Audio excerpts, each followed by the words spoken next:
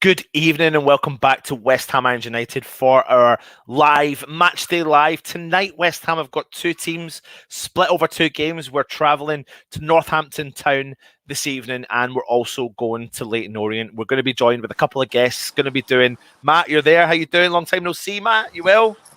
Yes, mate. I'm good. Yourself? Yeah, you just need to sort your camera out there, get yourself sorted. So the plan is for you guys is that I'm going to be doing the Northampton game. Matt's going to be doing the Leyton Orient game. However, we're not going to be talking over each other. Don't worry about that. There's not going to be an element of talking over each other. We're just going to be giving you as much exclusive information as we possibly can. I have paid for the game off the Northampton website. Matt has also paid for the Leyton Orient game coming off of the website. I just had my stream up, but it has just gone, which is rather frustrating, and I don't know why. So we'll get logged in. But anyway, while we're waiting, we'll give you some team news. So the team, first and foremost, from Northampton Town is as follows. You've got Nathan Trott in goal. You've got Ryan Fredericks with Frederick Alves, Craig Dawson, who's the captain, and Alessi, what we believe is playing at left back. You've got Forson, who is Keenan Apaya Forson in midfield with Connor Coventry, Manuel Lanzini, Jared Bowen, Nathan Holland, and a striker of Mipu Odubiku as well. So that's the starting 11 for West Ham versus Northampton Town. And then we'll move across to the starting 11 for Leyton Orient, which is Dan Randolph in goal. We've got Ashby back. We've not seen him since, I think it was the League Cup game, wasn't it, Matt, as well? Yeah, long time ago. Yep. We've got Baptiste in the centre-half position alongside Ogbonna, which I'm looking forward to seeing. Creswell at left back. We've got Johnson playing probably on the right wing-back position. Noble with Ikwa, who I was impressed with at the last game. Okoflex makes his West Ham debut, you could say, in a pre-season friendly with Antonio, and Zandy Silva, we believe, is playing out on the wing. So I'm going to bring in another guest as well, Matt, who's also joining us for the streams. We've got Jake from West Ham Unofficial. You've seen the two lineups. What's your thoughts? I'll pass it over to you first, Matt, because you've seen the lineup. Obviously, they've split the teams. It's kind of a bit what you expected. None of the guys involved internationally are going to be involved for a couple of weeks. And I'm just more interested to know who's managing. It doesn't actually say who's managing each team. No, actually, it's interesting. I think Stuart Pearce is doing one and David Moyes at the other. I think David Moyes is at the Leyton Orient one, I think. But don't quote me on that. Let me find out. Hang on. Jake, have you got the game up just out of interest? Because I've got it, yeah. Are they showing anything like training-wise? They're just showing a blank pitch at the moment. A blank pitch, right? I haven't got that. I need to get that up and running. Let's see if that's... Right. We are. Here we are. So what I'm going to do, guys, is I'm going to show you... I'm going to try and share my screen so you can actually get to see... How do I make this bigger? So Pearce is at Northampton.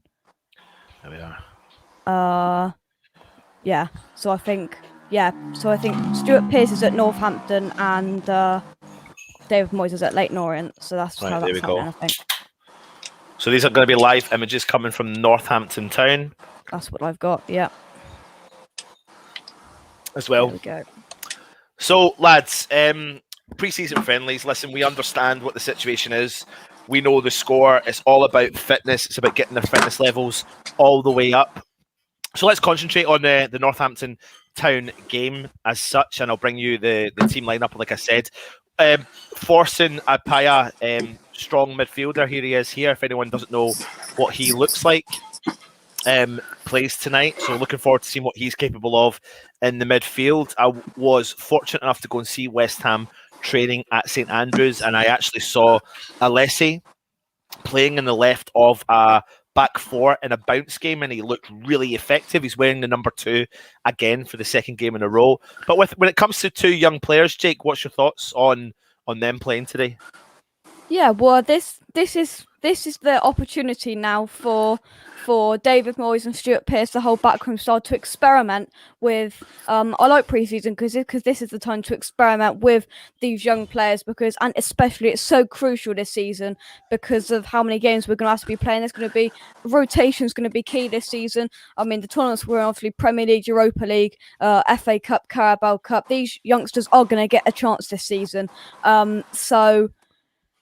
This is a really good time. I think this is a really good time for David Moyes or the players to impress David Moyes and say, when I'm needed, I'm here to give the first team a break. I think, and it's a good time, I think, to experiment for me. Yeah, of course it is. Everyone's in the chat. There's loads of people in the chat. I just want to give a big shout out to Happy Hammerette, who can't actually watch just now but is listening. So hope you're well, Happy Hammerette. Thank you for joining us. We've got loads of people in the chat. I'm scared to bring stuff up because it keeps interfering with the internet just now. But we've got Bruce Mackey, Southern California. Peaches in the house from West Ham Random. Everyone's saying it's great to see Matt back. Where have you been, Matt? Talk to me, Matt. Tell everyone where you've been. Taking a break. Oh, I had COVID again. Oh, that was horrible. Back of that, I had a chest infection. Then I had some nights. So I've not been busy at all, but been busy. Yeah, cool. Yeah. Well, it's good to see you, mate. Listen, you know the score, mate. I mean, we've done this quite a few times, especially the pre-season games, when it comes to watching the games, and we done a split fixture last season. It was Ipswich Town and Wycombe Wanderers, I think it was. Myself, I can't remember if you were on it, like that. Yeah. I watched a game where Alessi really impressed me when we were playing Ipswich. He was in beside Balbuena, who has now left West Ham, of course, and I can't remember who was doing the other game, but Baptiste was alongside. I don't know if he was beside Augie. And again, he really impressed as well. But, what's your thoughts behind two games being played at the same time simultaneously with a big squad and splitting the squad and bringing a lot of the younger players through? Well, the thing, because I was speaking to a friend at work today who's an Arsenal fan, and obviously the Euros only finished Sunday, but people are forgetting about the fact that the Premier League season starts in a month. It's a month today. The season's only really just officially finished. We've just been done with the Euros, and you've got a month when the season starts. So you need to get the fitness up. And like Jake said, a lot more of the squad players and the kids are going to have to be played this year. Because even if we only do the group stages of the Europa League and then get knocked out, that's at least, 6 games? And if you finish third, top 2 go into the knockout stages and third go into... Third place in the Europa League now will drop down into Europa Conference. So realistically, as long as you don't finish bottom, you're playing at least 8 games. So we're going to need to get the most out of this squad. So a bit like at the start of last season, when Moyes had that Premier League squad and the Carabao Cup squad, he's got to split the squad at the moment in pre-season because he needs to get 2 teams out. He needs to make sure that everyone's got some sort of sharpness, everyone's got some fitness, because everyone's going to get some sort of playing time. Here come the players. Yep, I'm just actually turning my volume down on this. Lots of people asking in the chat how you can watch the game. So the 2 games tonight, you can watch them on the Northampton website or the Leyton Orient website for £5. So for anyone that's wondering, I'm not going to play the game on the stream if you're wondering, because they are charging for the content, so therefore they own the content. But what you can do is show the pre, which is what I'm going to do just now, and then I will take it off just before the game kicks off. I'm not going to run the risk of our channel getting shut down just because I want to show everyone the game, which would be great, all that sort of stuff. But we're not going to do it. And the moment it's completely free, then I'll put the content up. As Jake has said, you can watch the content if you pay a £5 by going to the Northampton Town website. You can also go to the Leyton Orient website as well. But we will be doing a live kind of rundown of what's actually going on at the game, etc. Just out of interest, me and Jake are going to be doing the Northampton one. Matt, you're doing Leyton Orient. Jake, are you on roughly the same time as me? Is it looking the same? It is. I'm just ahead of you, I think. Right, that's cool. No worries. That's fine. You can see Lanzini's captaining West Ham for this game. tonight for the Yeah. Northampton game. So it'll be Yeah, an interesting. I'm about 20 seconds ahead of you on here, I think. That's cool. No worries, mate. There we Let's see what we've got. So from the Leyton Orient game, you can see here the lineup. You've got, like I said, Ashby, who comes back into the team. He picked up a bad injury in the League Cup for West Ham. Last time out, we played earlier in last season. So it's good to see him back. A great prospect for the future, Jake.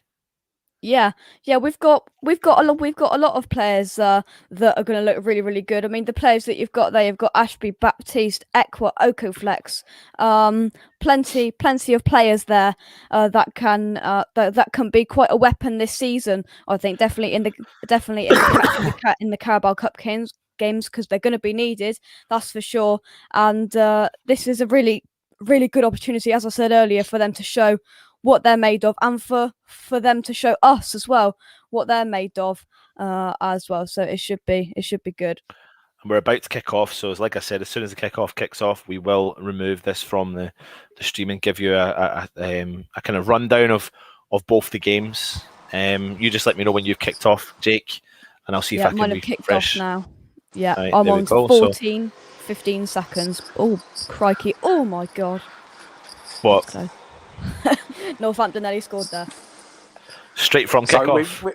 We're 2 minutes in at Leyton Orient. Sorry, I think my... Oh, well, yeah, I noticed you kicked off quite early. Internet just like entirely crashed or something. Leyton Orient have got a corner. Well, as Jake said, Northampton nearly scored actually from a decent corner that's came in. Oh, dear. Right, throw in for Northampton about on the halfway line. Tell you what, I'm rubbish at commentating. Yeah, well, I'm intrigued to see Meeple tonight. Yeah, I watched him at the training. I know he's really young, etc. He couldn't really get into the training kind of setup, the training bounce game, etc. But tonight's a night for him to show off and show what he's potentially capable of doing. Still young, still enthusiastic, still up for it. As long as he gets supported up there, I suppose that's the main thing. Yeah, the West Ham admins obviously made a mistake because the armband's gone to Lanzini, not Craig Dawson, like it says on Twitter. But I'm not offended. I mean, I wouldn't have given the captain's armband to Lanzini. I just think I'll bring it up again, and I don't want to keep boring people. But when I was at the training ground at St Andrews, Bowen going forward on the right hand side, puts into the box. Oh, he scores! Yes, own goal. Oh, an own goal! What an own goal that was! Oh my God! Oh, get in! So that was that's a proper Craig Dawson. That was another Jared Bowen. You know, if you watched the Dundee game, you saw how effective he was in that game. He was extremely effective, causing so many problems for the Dundee defence, and he's at it again. This is the sort of thing we want to see with Jared Bowen. Yeah, it was a good. Listen. Picked up the ball, good run through, forced an error from the Northampton defence and 1-0 up after 2 minutes. Happy days. We have to also be mindful and respectful of our opposition. We know that Northampton Town are in the fourth tier of English football, so that's no disrespect or anything like that, but we have to be mindful of that. How's things over at Leyton Orient? Well, Leyton Orient's corner came to nothing. They overhit it. We're on the ball at the moment, trying to get forward. Someone's in the box at the moment. Oh, should have done better. I think that was Silva. Had the shot. He sort of turned on the box and got in. It was a difficult angle, and he hit it straight at the goalkeeper. So yeah, like Jake said for the West Ham Northampton game, Jared Bowen went on a crazy attack, straight kind of right hand side of the field, but kind of central right hand side, and he crossed the ball in, and the Northampton player tried to clear it, but any striker would be happy with that finish, wouldn't he? Went to the top corner. Yeah, and the key thing was that he made the pressure by putting a good ball into the box, forced pressure, because I think it was Antonio was straight behind him, ready to put it in. And Northampton. And we pick up the ball again. Jared Bowen steaming. I think I'm on the same time now. 3:26, 3:27. Yeah. Lanzini feeds in Nathan Holland. Nathan Holland's coming on the edge of the box. Foot to right foot. Oh, Whisper just goes by Jared Bowen and corner ball. Is it a corner ball? Yeah. So I'm on 3:42, 3:43. Yeah, you're a second ahead now. All right. Lanzini's heading over for the corner. Yeah, Lanzini heading for the corner. Good start, this. Absolutely. No new See. kit yet. Oh God, honestly. Tommy, good to see you, mate. Hope you're well. Thank you for joining us. We must be the only team to not have announced our kit yet. Ball into the box. Head. Craig Dawson wide. Wide. Well, they're saying Any that links for for the game? that new signing, Jake. Pardon? They're saying Oh, it for the that new new signing. signings. You know, So, both yeah. at the same time. Brilliant. Here's a new signing, the Oh, new well, kit. I'm I not mean- stressed. I'm not stressed about the kits. Like, you know, you got people just. It's just this social media platform that goes absolutely wild. And obviously, West Ham want to keep selling as many kits as they've currently got. That's still in the on the shop. Hold on a second here. What's this? Ryan Sim. Oh, where are we? Anton, was you at St Andrews on Thursday? I think I was next to you getting photos. Ryan, I was. Yes. I see. Obviously, there was loads of people, as you are aware. So I can't picture. At what point were great you run. beside me? Because it was different areas. This is this Forsen guy, isn't it? Driving Is that forward. Forsen, is it? Yeah. Oh, yeah, great run. Good interception as well. Tracking back well. Let me just Gotta- double check the teams here. Yeah, Forsen. Yeah. He's all over the shop, isn't he? Yeah, he's nice, lively, getting about. Looks good. I'm looking forward to seeing Connor Coventry as well. He had a good game against Dundee. Also, kind of keen to see how he gets on. Matt, how's Leyton Orient going? There's not been much happening. I'm not going to lie. Orient are actually playing quite well, to be fair. Oh, We West Ham don't through. see- Sorry to interrupt. Oh, good tackle by the Northampton defender. Oh, Sorry. I've lost my stream. Where's my stream gone? So we don't seem to have settled particularly well. Yeah, I'm on It is sort of 546. I mean, I think they're playing a sort of the 4-5-1, 4-3-3 sort of formation over here. And I think Antonio's sort of playing on the right wing. West Ham have got a player down at the moment, by the way. I've just seen. Who is it? Do you know? Can you see his number? Because I can bring up the team sheet for you if you want.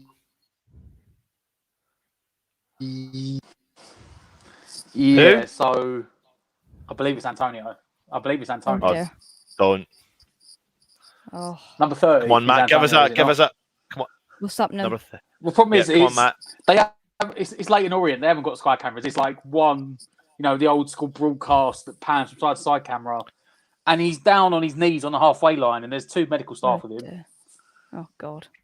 And he's walking off at the moment, but he's had medical attention, so we'll see if he comes back on.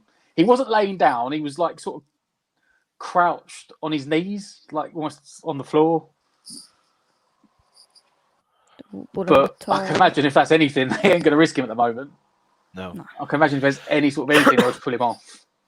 They haven't shown a replay because he's not proper broadcasted, so I have no idea what happened to him. He wasn't even like in the pan shot because we had a goal kick. Like Creswell would shuffled out a ball for a goal kick, and then as they were going to take it, the camera panned back round, and Antonio was like down on his knees. So I believe he's back on the pitch already. So I think it's nothing. For anyone that's watching, Matt's doing the Leyton Orient game. He's just said that Antonio was down on the halfway line, but he's kind of got back up again, hopefully back on the park. He looks all right. He's having a good sprint. Okay. As you can see from the bottom of the screen, the score currently at the Northampton Town game is 1-0 to West Ham, thanks to an own goal. Jake, Ooh. 7 minutes in, been really impressed with Forsen. I have. Yeah. Yeah, all over the shop. He's buzzing away around us. Lanzini's trying to go forward with Connor Coventry. Now those three in the middle have really impressed me. Forsen, Coventry, and Lanzini. They're all buzzing around, and we're looking quite solid. Ball comes out. Dawson. Forsen tries to get on the end of it. Doesn't quite get there. He's fast, and he kind of reminds you of that kind of Kanté style midfielder. Yeah. Something I was going to say about Lanzini in the midfield. He's playing a really strong, deeper role, and when I watched them in the training session at St Andrews, he was heavily playing in a deep role. He actually went and trained with all the kind of defensive midfielders, the defensive-minded midfielders, rather than going with the more attacking players. So that shows you potentially a sign of what Moyes will do this season. Matt, I want to ask you a question. You've seen a bit of Ekwa. What's your thoughts on him?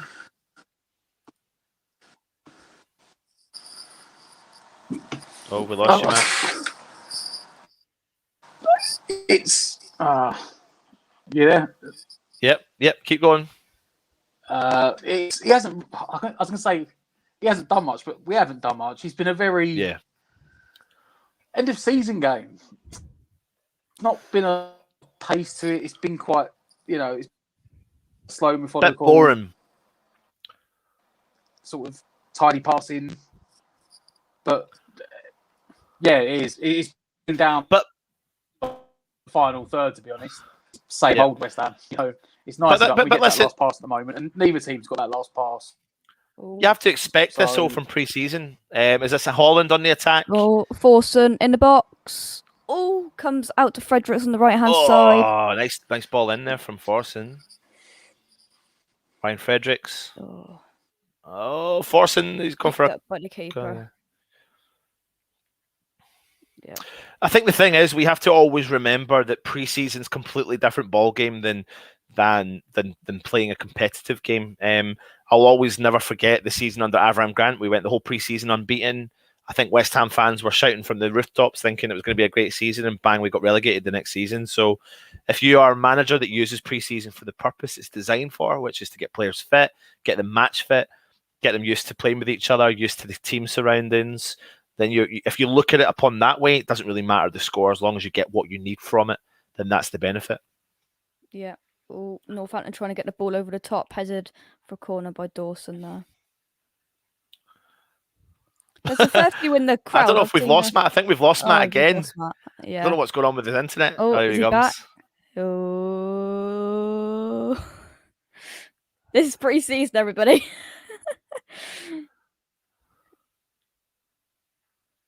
Oh, we still haven't got Matt. Ball into the box, cleared away from Alves. Intercepted. Number 7 shoots. Oh, just misses. Oh, Lanzini just gave that up. Ooh. That was the non-defensive side of him. Well, that was. Someone's asking who scored for West Ham. It was actually a Northampton Town own goal. Own goal. I can get up who did score it. The own goal, if you like. Yeah, that was whiskers away. I think Nathan Trott probably had it covered, but that's the first real chance. Mate. First real chance that Northampton have had. Liam, I have seen the leaked pictures of the kits. However, I am questioning the away one. I'm questioning whether or not there will be a white box around the logo. I don't think there will be, personally. Ooh. I'll tell you what. Oh, West Ham have won the ball back. Odebiku. Jared Bowen, Odebeko. Played out wide to Fredericks. Nice play football, West Ham. Coventry. Passing it around well. There's a good... Forson's looking good. I'm impressed. He really does, yeah. Really impressed. Fredericks into the box. Zande Silva. Blocked. Lanzini. Connor Coventry, good skill, shoots, and he scores! Connor Coventry 2-0 to West Ham. Good goal, West Ham, yes. That's a good goal. Very good build-up play from West Ham. Everyone was involved there. I think I picked the wrong game, Odebeko, Forson, Lanzini, Bowen, all of them pinging it around. Finish it with a good goal. Good goal from Connor Coventry there. You're having internet problems tonight. It's not normally like you. You're usually okay. I don't. It's not really my internet. It's sort of StreamYard doesn't seem to like me today. Everything else seems to be working in StreamYard just keeps collapsing on me. But you know what? It's kind of stuff like the game. You're not missing much. West Ham had a sort of half chance. Free kick, 40 yards out. That Creswell whipped in beyond everyone and went out past the far post. The football's been tidy with no end product. Both teams are getting the ball down, passing it around. Both teams look comfortable on the ball. It's a pre-season friendly, so no one's snapping into tackles. Matt, look at that comment. Suspense is unreal from Matt said. Really not. There are fans at the stadium. I actually had sent links to some fans that are inside the stadium. However, they haven't replied. They were supposed to be coming on. Nice bit of play there from Northampton. Yeah. That was a good game, this. I'm glad I put the Northampton game over the Leyton Orient game compared to this. I gave Matt the choice as well, but Matt chose the Leyton Orient game. Again, respectfully, we have to remember what league we're playing in, and it's pre-season, and you don't get we can't get carried away. It's just nice to see these young players. Connor Coventry, Oh, you know, down so on the far wing. playing well. He's down in the wing. Nathan Oh, Holland. shoot. Oh, didn't quite make Bowen. I know this is Northampton, but I've been really impressed with a few players there. As Northampton come on the break, though, out to the right-hand side. Matt, over to Sliding you. towards Leyton LOC. Orient. Come on. Give us a bit Mate, of it's nothing. commentary. I mean, it's nothing. We're literally passing it around the back. We're looking comfortable. Ooh. Baptiste's looking all right. He's playing on the right side of the back two. We've one on the left. Ekwa's the one that's sort of playing Deckett's role at the moment, sort of dropping in between the two to make a three. They're passing it around quite well, but they've just passed it forward to Silva. He didn't hold on to the ball. And Leyton Orient have got it back. It's, as I said, it's the final ball at the moment. It's just letting his team down. Northampton have the ball. I'm trying to make it exciting, but it's really not.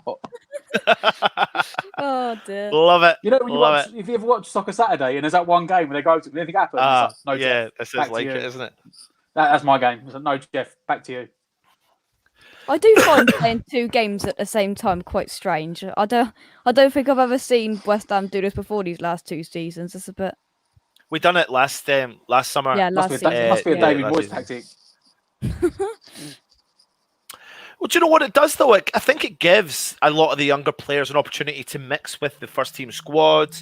Yeah. It maybe gives Moyes an opportunity to look at more players in a more competitive manner. And yeah, I think I kind of like it. I think it's annoying because I would like to watch each game that West Ham play. I mean, listen, rewind back 3 or 4 years ago, you would never get to see preseason games. Nobody would ever get a chance to watch them. They would never get streamed. You would have to, if you weren't at the game itself, you would have to rely on the highlights if you had that chance as well. And that's me even just going back 5 or 6 years, let alone. I mean, I even think streaming these games is only really this year or last year since COVID struck. We're watching the games live from the websites of the clubs, Northampton Town and Leyton Orient. That's where we're watching the streams. You had to pay £5 to get it. And who scored against Northampton? It was an own goal for the first goal, and the second goal was Connor Coventry. I think. Let me just check that. Christ, I hope I ain't got it wrong. Number 54 it was. scored, I think. Yeah, Connor Coventry. Yeah, 54. Yeah, Coventry. There we go. So it's really interesting. There's loads we can talk about as well. I'll quickly. Oh, I was going to try and fire up an image, but hopefully I've got them here. Maybe I don't. That's but good the point. news. Ben Rama as well. People are saying in the chat, he's in the squad but not playing in any game today or in any squad. Is Benny in the squad? I don't even know if he's back at training yet. Apparently, he's back at training. Apparently, I've seen a suspected image of him training in a football park. Whether that's a real image of him or not, I'm not too sure. And also today, the news is that you've probably seen the images of Felipe Anderson in Rome doing his medical at Lazio. I mean, he's blatantly going back there. Yeah, it's an interesting one. Lazio haven't really kept it quiet, and there goes Matt again. I mean, Lazio haven't really kept it quiet. They put images up, and Felipe Anderson's put on his Twitter, "Hello Lazio," when Northampton have got a dangerous free kick. We got to defend this well out on the left hand side here. 17 minutes, 20 yards out or so. 17 minutes and 48 seconds in. We got Matt again. There he is. Yeah. Right, we're on the attack. We got a free kick. Hey! Got on the wing on the edge of the box. Who's over it? Creswell. But he's going to let me down. Creswell's going to whip it to the left hand side. Creswell's going to whip it in now. Whipped in, and he smacked it against the first man. It's out for a throw-in. From the Northampton. He didn't beat the one-man wall. Like. From the Northampton free kick, it was cleared away. They passed it towards the edge of the box. It was cleared away, and on the second attempt, Frederick Alves headed it away. And West Ham are now on the attack out on the left hand. So is that Forster again? He's here, there, he's everywhere. Now he's out on the left hand side. Lanzini passes to Coventry. Because you're a couple of seconds ahead there, Jake, but it's good. It's not bad. Frederick Alves looks comfortable at the back, doesn't he? Yeah. Yeah, no real problems at all so far. I think the defense have had probably two moments they've been under pressure that where they nearly scored, and that free kick. Challenging from Lanzini there, cracking challenge as he goes on the Yeah, it was good. attack, plays it down to Fredericks on the right hand side, passes it in, misses the first fan, out for a throw in. Oh, do you know what? And that was the drill they were practicing on Really? the training day. That exact drill. The player was at the front post, and all he had to do was whip the ball in. I think that's what he's desperate to do, is teach these players to be able to whip that ball in. Because Yeah. the more you whip the ball into the box, you get more opportunities for these players. Obviously, Sufal is a god at it. Creswell's found his feet this year, and then obviously Fredericks didn't get that ball in there. Intercepted, back to Dawson, passes it to Bowen, intercepted again. Oh, no. Reese, you're wanting to know how this is working. I don't know if it's because you're asking about how we're explaining it. However, just let you know, West Ham have split 2 squads over 2 games, giving lots of youth an opportunity alongside the senior squad. We are, of course, missing Suchek, Sufal, Yarmolenko, Fabianski. Anderson's off at Rome, doing his medical for at Lazio. And giving these players a really good, strong chance. 2 games at the same time. Myself and Jake are watching Northampton game. Matt's watching the most excruciating game he's ever saw in his life. His most exciting game he's ever watched in his life. Northampton on the attack. Played out to the left-hand side, opened it up here. Oh, what can he do? We're watching direct. Oh, that's close. We're watching direct from the Northampton Town website, and also Matt's watching direct from the Leyton Orient website. Matt, over to you. Leyton Orient update. Leyton Orient have got a throw in down our left back position. Played long ball. Ogbonna lost the header to the centre forward. He flicked it on. Creswell's put it out for a throw in. Mate, I might see an attack here. Mate, Orient, they've really struggled going forward. We've been sort of getting down to the edge of the box and been breaking down, whereas Orient haven't really got the ball past sort of the middle third of the pitch. The defence, like Ogbonna and Baptiste, have been really comfortable. But they were going to wind one up, a long one into the box. Launched in. Flicked on. Edge of the box, had a shot. All blocked. Who was that? That was Ekwa right on the edge of the box to block the ball that came out. Yeah. Whipped back in. Ooh. Put it out by Creswell. They're keeping it alive, Orient. Noble's trying to hassle on Harry. Noble's sprinting 50 yards to close down the defender, but he's played it forward. On the left-hand wing now, Antonio gets skinned. And it's crossed in. Chested out by Baptiste at the near post for another corner. Nearly a foul there. I couldn't see who it was. Slipped over in the box and nearly... it was Ashby. Slipped over, lost his footing. Nearly pulled the play down for a penalty, but it's been cleared by Baptiste for a corner. Who's that guy, number 37? Well, hey! Who's number 37, Anton? This game, let's have a look here. 37 is no one. 37. Oh, I've messed up then. Who's that then? So is it Holland? Nathan Holland? 17. Yeah, probably 17, not 37. Yeah. There you go. He's just sitting slightly ahead of Lanzini on the left hand side. Yeah, I got him. For anyone that doesn't know, this is an image of Felipe Anderson in Rome this morning with Lazio, getting ready to complete his deal. He's already done his medical. We've got images of that as well, so we'll get that up and running for you and let you know the update on the Felipe situation. We seriously Sullivan must be like one of the worst negotiators. Well, the deal apparently is up to €5 million plus a 50% sign-on fee. But is that a good ball there through? Oh, it is wearing number 37, so they've got that wrong. 37. You're right, mate. It's a good ball to Jared Bowen in the edge of the box. Surely. Is it Thorson?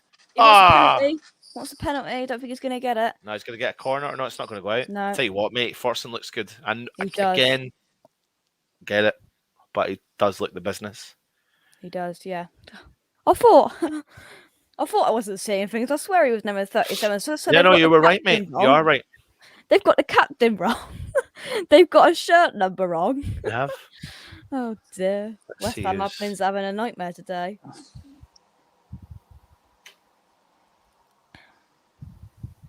Yeah, we seem to be. I mean, I know it's Northampton, but we seem to be passing it around quite well. This foursome's really impressing me. I'm going to be honest. I'm sure Yep. Stell's covered him before, but longer of the He has. top. He done a big feature. I think he watched one of the development team games and was really impressed with him. Actually, was it not the game that you and him were watching from your same accounts? Yes, that Arsenal game. Yeah, it was actually. Yeah, I do remember him buzzing around him. Well, good point. Yeah, that was the FA Youth Cup quarter final, I think, and Stell was plugging the channel and doing his business whilst we were watching that. Yeah. So, people are asking me who Forson is. So I'm going to give you a little bit of a rundown. His name is Keenan Apaya Forson. I'll get you an image. Where are we? We are here. He's a tenacious, energetic midfield player. Keenan joined West Ham at the age of 14 following a successful trial. Take that down. Is that us back on? Yeah, you can see us all back on. Yeah. Began a scholarship with the Academy of Football in the summer of 2018, having broken into the West Ham under-18 squad the previous season. His debut took place in 2017 in a 1-0 win over Reading, and he tallied 5 appearances at that level while still a schoolboy.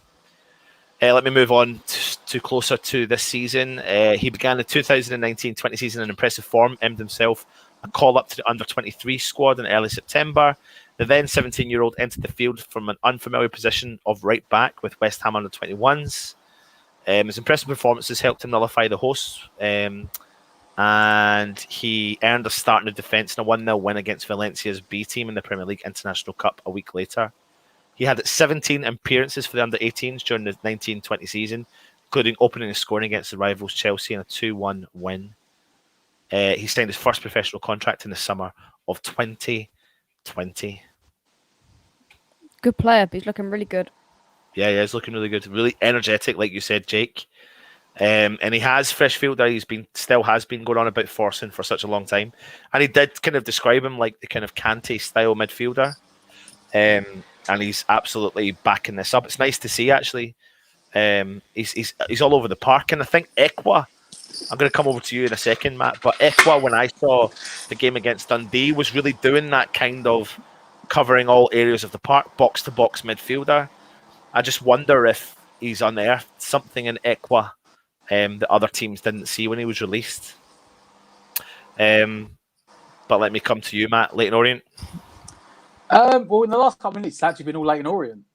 They've had a couple of corners, not taken particularly well. Antonio's been struggling a little bit. Not like as in injured. He's just...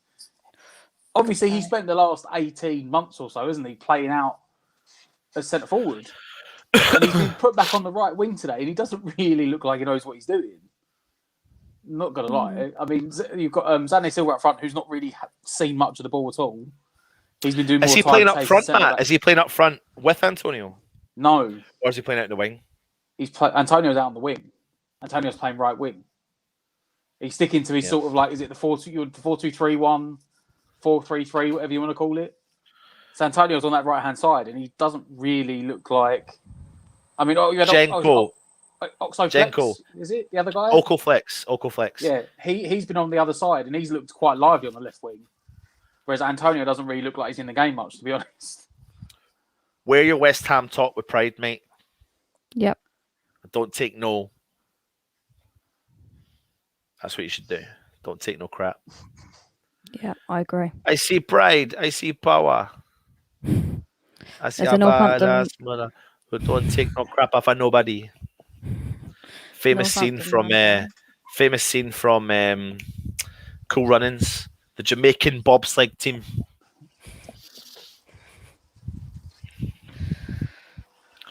Yeah, Northampton are a guy down. Sorry, Matt, I was interfering with you there. So, no, you're right. I ain't got much going on. Who, if you had to choose a decent performing player from the game, your most exciting game you've ever saw in your life, you would be very surprised to hear that probably the best player on the pitch so far. And I just want to bring the team up to make sure that I'm not going to get this wrong, because I don't. After they said about the nice save from Trot. Into box, they scored 2-1. 2-1. Yeah. Ooh. Good goal. Goals flying in there. Yeah, tell you Let me what, just hold on a second, Matt. We're just going to quickly give you a bit of a rundown on what happened there. The player got a bit of space, didn't he? And he managed to attack down the left-hand side. I'm just trying to see who he got through. good save from Trot for the first time. Came back out, ball into the box, and tapped in. Trot couldn't get there. That's just off the top of my head. You could question Trot's save, and he kind of saved it and pushed it into the Northampton players I don't know. in his direction. But I mean, it's not his fault really. This defender should have been there to clear that up, shouldn't he? Yeah, it was a good save, I thought. Yeah, it was a good save. But Northampton were there ready to pounce, and we didn't. At least we're getting our money's worth, though, Jake. Yeah, we are. This is brilliant. It's better than Matt's game, by the sounds of it. Right, sorry, Matt. Go for it. Over to you again, mate. So I was just checking on the. I was quickly looking at the player list to make sure that they hadn't done a Jake and put the wrong numbers up. But you'll be surprised to hear that the best player on the pitch at the moment has been Mark Noble. There you go. Well, no, I'm not surprised. I'm not surprised. It's not been. It's as I said. This is you guys have got like a really good attacking game, and this game is a bit reminiscent of like an end of season game, or rather, or you could say really a pre-season game. No one's jumping into tackles. It's all slow, methodical passing. Players know they're out there to get fitness, and it's just really breaking down at the final ball for most of the teams. I mean, we haven't done much in open play. Neither of Orient have had a couple of good corners, but then I say good corners. They put them into good positions, like from a set piece taker's perspective, they could whip them into the box. But no one's done anything. They've just been cleared out again. And the last sort of 10 minutes, really, at least been more Leyton Orient. They are the team that's sort of controlling the ball at the moment, trying to keep the pressure on. Matt, I've got a comment for you there. Happy Hammerette, I'm home. What have I missed? Was thinking of putting one of the games on, but Matt really isn't selling it to me. Watch the Northampton West Ham game. Watch the Northampton game. Happy I'm right. That's the best game. Throw in here for West Ham United. Burn picks up the ball. Is that Forster again buzzing around? So we are believing that Moyes is at Orient. Is that right? And Stuart Pearce is at Northampton. I can see Stuart Pearce just now at the Northampton game. Yeah, so can I. Yeah. So I'm assuming it's leaving Moyes with you, Matt. Is that right? I haven't seen him, but from the camera angle, I don't think you will. Christ, I expect Moyes is thinking, why did I pick this game? Blimmin' now. I think from the camera angle, the dugout might be below the camera. So I don't think you can actually see the dugout. Yeah. It's nice ball through to Nathan Holland on the left-hand side. Oh, puts the ball onto his right foot, tries to play the ball through. He does get it to Odubiku. Brings the ball, goes a bit deeper. Alessi on the left, plays the ball to Nathan Holland. Oh, good ball through. To the box. Nice ball to Nathan Holland. Oh, good save. Keeper save. Throw in. And a throw in. Yeah. I think I'm still just ahead of you, Anton. Yeah, you are. Yeah. But these games, like I know you said earlier about we've seen these games before, especially lower league teams. But I think maybe the way that COVID come around last year, I think a lot of teams were doing like virtual season tickets. I'm sorry, I'm just laughing at some of these comments, Matt. You ready? Oh, here we go. All in, good save. Passed it over. Who was that? Lindsay, Nathan Holland. Happy Hammerette. Think I'd rather staple my eyelids to the carpet than watch Matt's game. Yeah, I don't blame you. Ball over the bar from Nathan Holland, who's wearing number 37, but thanks to the West Ham admin, according to them, he's wearing number 17, which he's not. Just to let you know, the two teams over at Northampton, which myself and Jake are watching, it's Nathan Trott with Fredericks, Alves, Dawson, Alessi, Forson, Coventry, Lanzini, Bowen, Holland, and Odubiku. And over at the Leyton Orient game, which Matt is watching, it's Randolph, Ashby, Baptiste, Ogbonna, Creswell, Johnson, Noble, Equa, Oakleflex, Antonio, and Zandy Silva. Matt, anything from Oakleflex yet? Anything at all? He's actually looked quite good out on the left wing, to be fair. He hasn't got he doesn't worked out the partnership with Creswell yet. I mean, there's a couple of times when they've both sort of made the wrong run, but actually on the ball, when he's got the ball, he's getting up, he's getting good passing, he's taking players on. He looks quite tidy on that side. Actually, to be fair, the kids don't look out of place at the moment. All of them. The only one I would say that's having I don't want to say a bad game, but he's not having a great game. He's actually Xande Silva, and he's like barely touched the ball. I don't know if that's just we haven't created anything for him. He hasn't been into his feet. I think he's going this summer, to be honest. I think he's 24 now, Xande Silva, isn't he? Yeah, I don't see a potential future for him this year, to be honest. No, Iris I Tommy, agree. just very quickly, remind me, we've got Connor Coventry, we've got Mipu, and Okoflex. Yeah, Okoflex, sorry. Yeah, there you go. Yeah. And yes, John. That very Leyton, Irish name. Yeah. Nigerian parents. That is like the truth, though. He does have Nigerian parents, in case anyone thought I wasn't saying that. He does. John Leyton, anyone got the American golfer Billy Horschel is carrying a custom West Ham bag at the Open this weekend. Have you seen it? Yeah, I've seen it. Yeah, I've seen it, yeah. It's quality. Ball played back to Frederick Alves. Pressure on, passes it out to Alese. Yeah, I don't think there's anybody that's particularly not done anything. I think everybody's had everybody's done all right. In a second, guys. It's all right.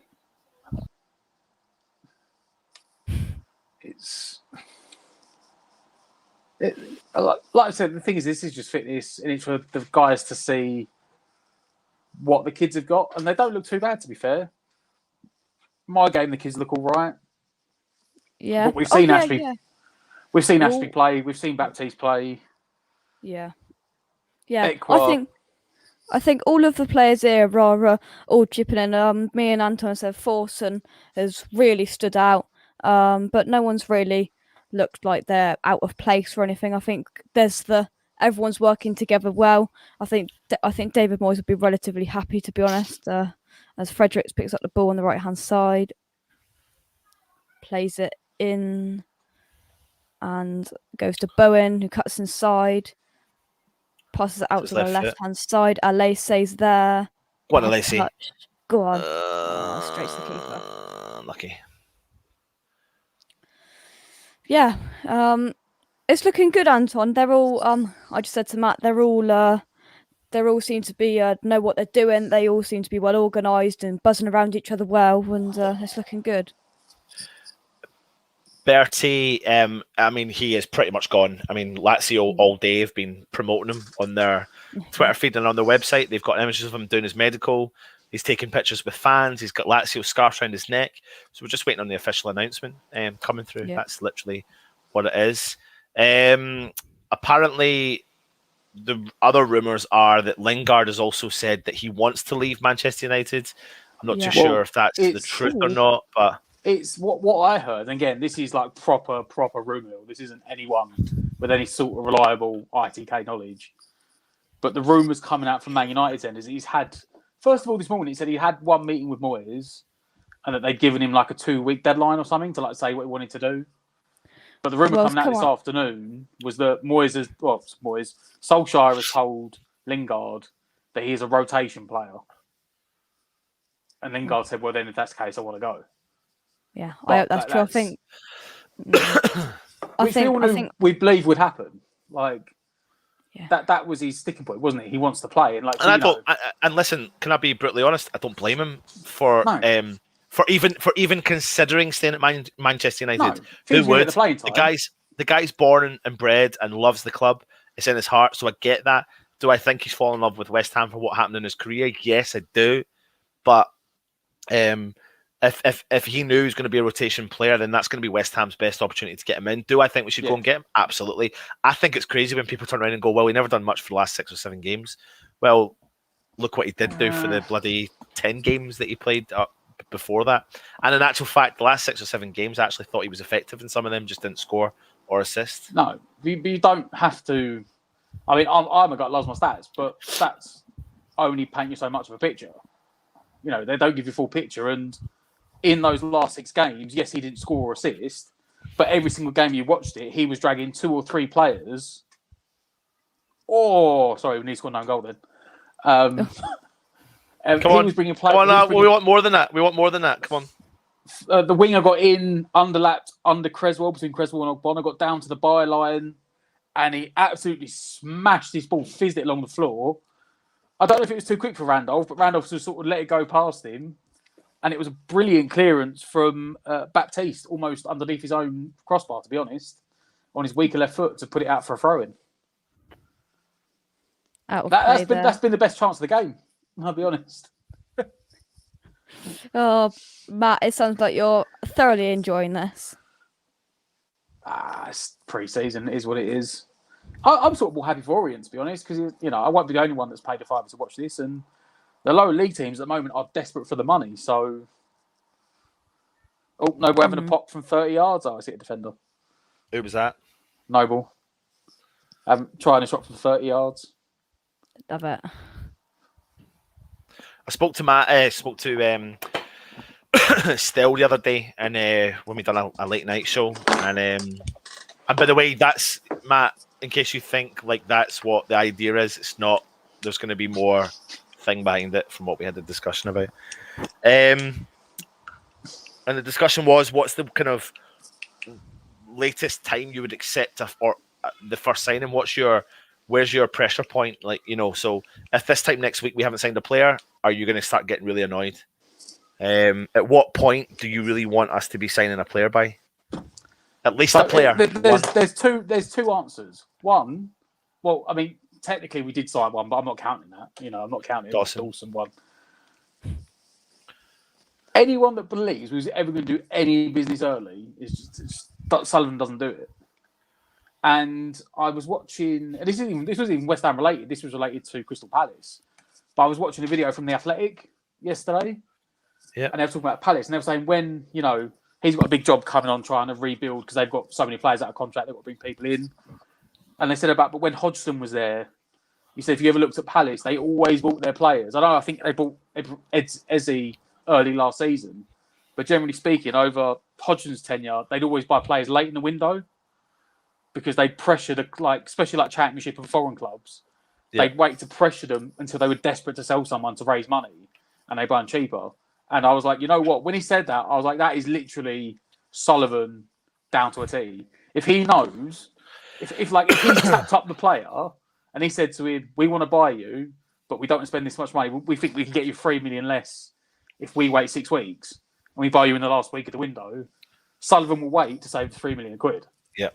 Just quickly, Northampton have been on the attack over the last couple of minutes. They've had 2 corners, a couple of good chances, but it's now back on West Ham's feet, and Frederick Alves is coming out. But yes, Matt, I think West Ham are due to announce the head of recruitment soon. I've seen who it is. I think Stell's going to be doing a big show on him over the next couple of days. Man City. Yeah.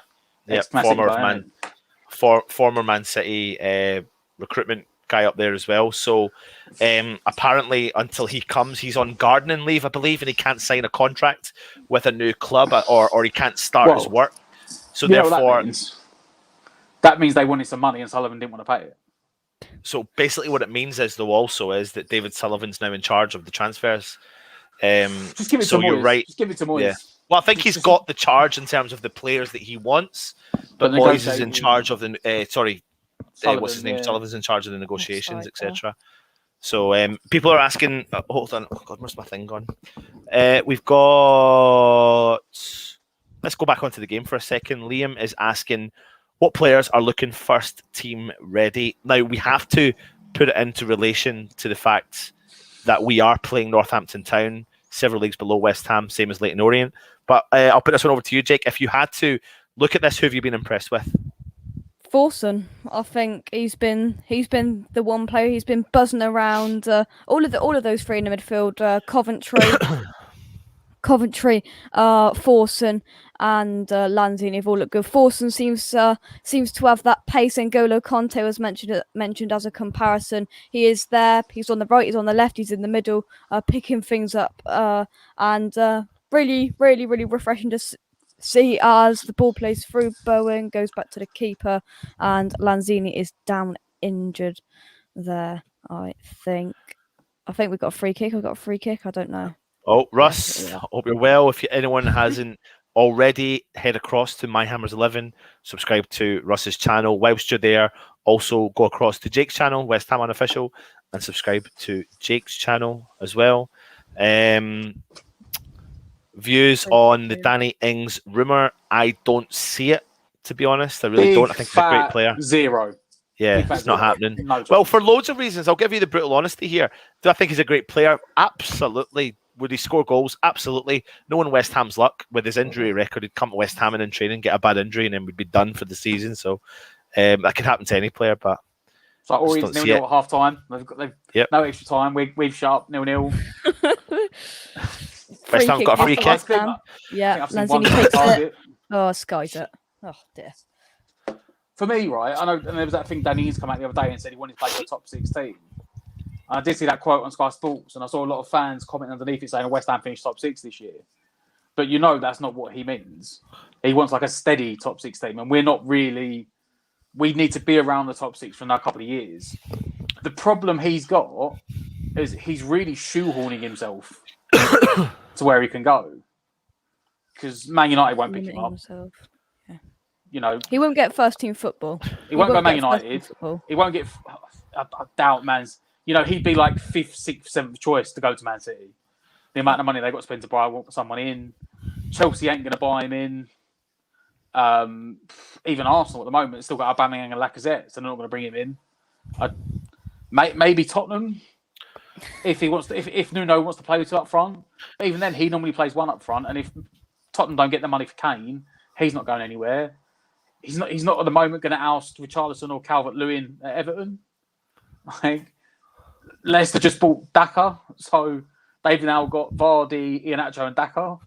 Do you see So Josh already- King went to Watford? Half time. Half time. That Half was an interesting time. one. So Did you see that, Jake? That what's Yeah. his name? I'm getting a little bit worried as well. We've seen in the last couple of hours, Dia has gone to Villarreal. So that's another target gone. Daka's gone. Dia's gone. Abraham reportedly wants to go to West Ham. Then he wants to go to Aston Villa. I'd just like to answer the question that you made, that you asked to Matt about the about when would you like to see a transfer. I'm so impatient, and I want things now. I want things now, and I am. I'd say in a week or two I'd start to get a little bit nervous, because we've been in this situation before. We were in this situation in January. We thought we got rid of Haller on the January the 8th. The day by day, who are we going to sign? Blah blah blah. We were all expecting someone, and we didn't get anyone. Of course, we got Jesse Lingard in the end.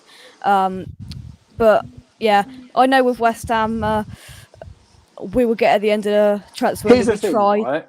I think hope we we need don't. I think we need to sign like 7 players, and I'd include Lingard in that, right? How many? Now, for me, I reckon we need about 7. I think we do as agree. well, but I don't think it will happen.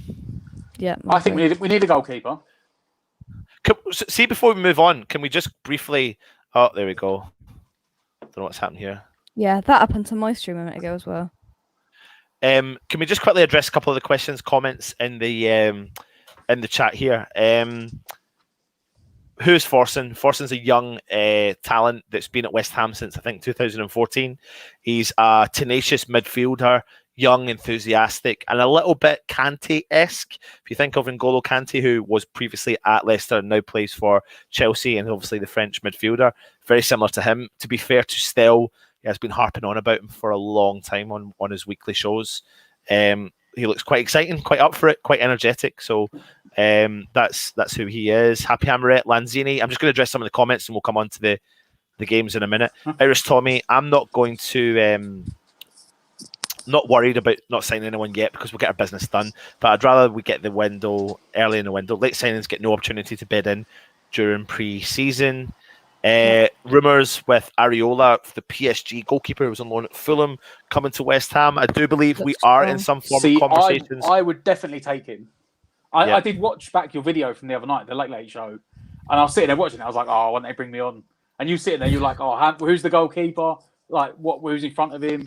He is about 6th choice at PSG. Yeah. Because they've got Donnarumma, they've got Navas.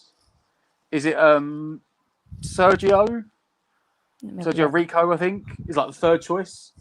Then they've got a young goalkeeper. Then they've got a keeper that was in their youth academy that went away and they brought him back on a free. He's like 30 years old.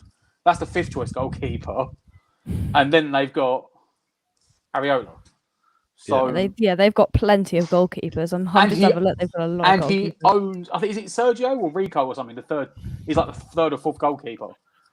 Yeah, Sergio Rico. So goalkeepers, they've got a load of young ones. They've got Rico, one called Bulka, plenty of goalkeepers. What else they got? One called Paredes, Keylor Navas, of course, Donnarumma. They aren't struggling in that position. Alexandre Letelier. I've He might butchered be the that one they name. brought back. He might be the one they brought back who's like 30. But whether he comes to us or not, Oh dear. he wants to move to London because he has a house in London. He bought a house last year, and everyone thought he was going to Chelsea, and then it ended up. Well, listen, look at Sean's comment there. Ariola, Here we go. the rumour is total tosh. He then comes back at you, Matt, and says, leave Sullivan alone in DS. We trusted Liver Moyes' list. Yeah. Get out your beans, mate. Get out your beans, Sean. Now, listen, I don't for a second believe that we're not working on some stuff. I think Lingard is probably the numero uno target. And I think if he gets him over the line, we'll maybe see a little bit more movement. So if he has given him a deadline of a certain amount of time, I think ideally for me personally, coming to the Celtic game by the July the 24th, you'd want to be seeing some movement. Yeah, 2 weeks from now. 11 days from now, you want to be seeing some movement. I mean, I know we've got a couple of more preseason games after that, but you just want to be seeing something with the team if there's going to be any new inclusions. By that point, you'll know if there's any kind of younger players that could be able to step up because they've been training with the first team squad. They've been playing with the first team squad as well. So I think by July 24th, I'd like us to see at least have got one or two over the line if we need it, if we can. And then after that, I'd be more confident that more will flow. But if we come to the Celtic game and then bang, we hit the 1st of August and we've signed no one, then I'll be concerned. And at that point, then I'll be going, well, okay, David Sullivan is definitely doing his negotiations. And he's obviously peeing people off. So here we go. We're getting some more information on Ariola. Where's that gone? Has that comment come up? Yeah, Ariola is on 160 grand a week. They want 4.3 million loan fee and 21 million pound to buy. Over 5 years, that would be 67 million pound. Never going to happen in a million years.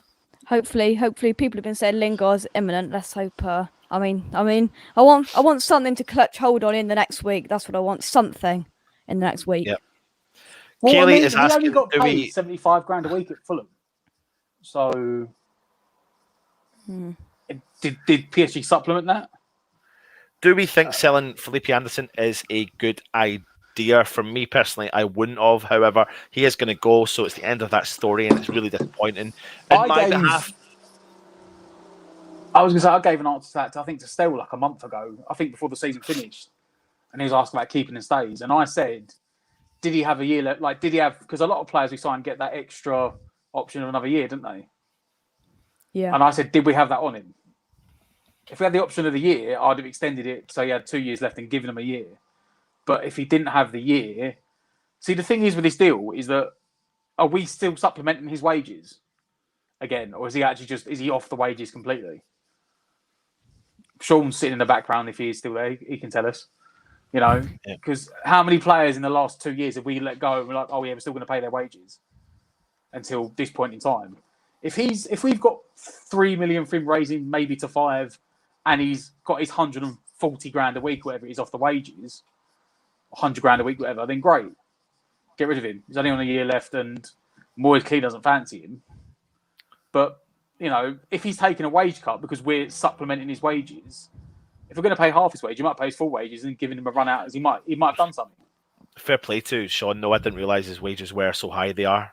He's 147 grand a week at PSG and Fulham. We're paying half of his salary. There is context though, because what is everyone else's wages at PSG? Yeah, well, that's a valid point. That's a good point. Yeah, you know they're talking about. I don't know if you've seen the thing about Barcelona at the moment. They've got to shift 200 million off their wage bill before they can register the new signings they've already made in like Aguero and Memphis Depay.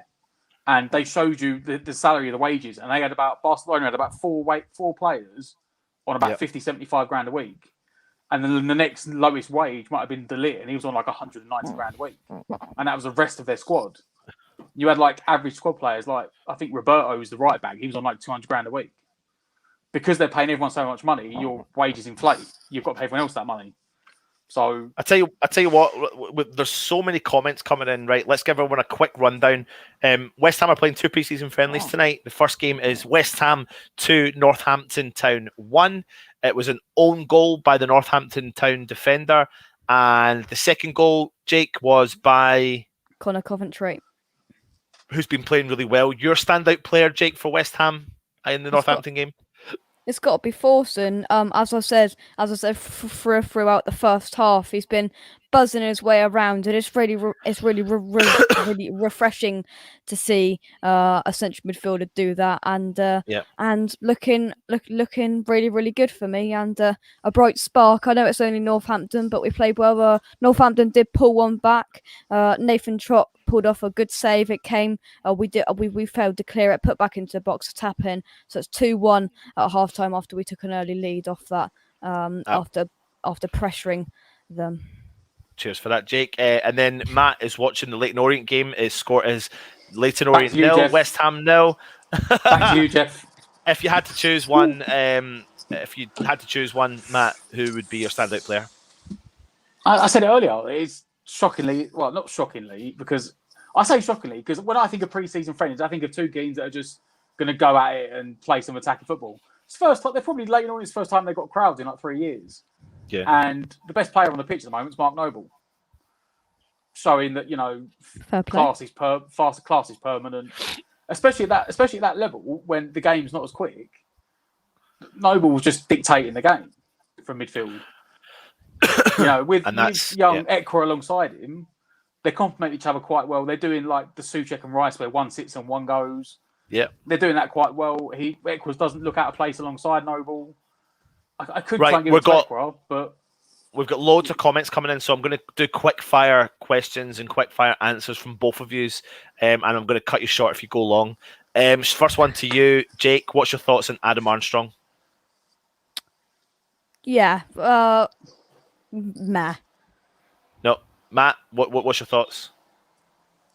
If you can get him for less than 10 million, you would take him. Yeah, anything up to 10. Over that, no. Duzzy O'Dear says Areola is better than Fab in my honest opinion, Jake.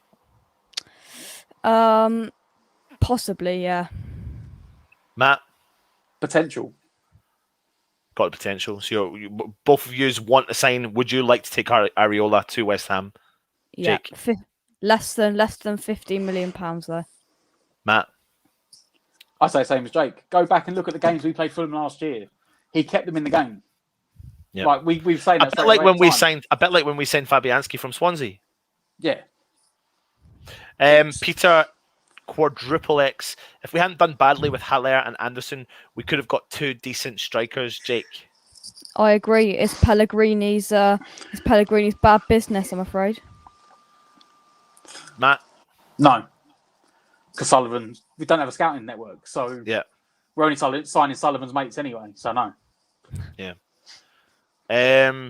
We've already done that one. Let's see. Happy Hammerette would have rather have kept Felipe Anderson. Jake? I would have kept him. If we actually I would have sold him if we would have got a decent amount for him. I'm for selling him, but selling him for £5 billion I don't think is really worth it. I think £8 to £12 million I would have sold him. Matt? As I said, it depends if he had the contract time or not. If we had the option for another year, I would have extended it the year and then given him this year and said to Moyes, you know what? Just try and do something with him. See if you can get a tick out of him. Because when we got rid of him and let him go, we were playing crap survival football and he doesn't match that style of play. Whereas last season, you look at it like with Bowen and Fornals and Lingard, you put Anderson in there as well, I believe you would have got a better player out of him. Yeah.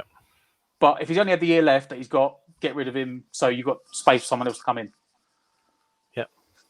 Happy Hammerette, Forson scored 3 goals in 19 games last season. That's definitely not, I know it's not his position, though, to go and score goals, really. It doesn't look like that. Tenacious midfielder who kind of breaks up play, doesn't he? Box to box, Jake? Yeah, definitely. Definitely more like a Declan Rice breaking up play, getting around and picking the ball up for me. So not really going to score too many goals. Bertie Lutton, any Czech rumours kicking about? Nothing, because the two lads are on holiday and they're not doing their scouting network on the Czech lads. However, the one I was impressed with at the Euros the most, out with the striker, was their goalkeeper. And I think he is a free agent. I don't know if he's been signed up. Yeah, Stell did a weekly about all of them a couple of weeks ago. Yep, absolutely. Oh God, my thing has jumped. Where are we?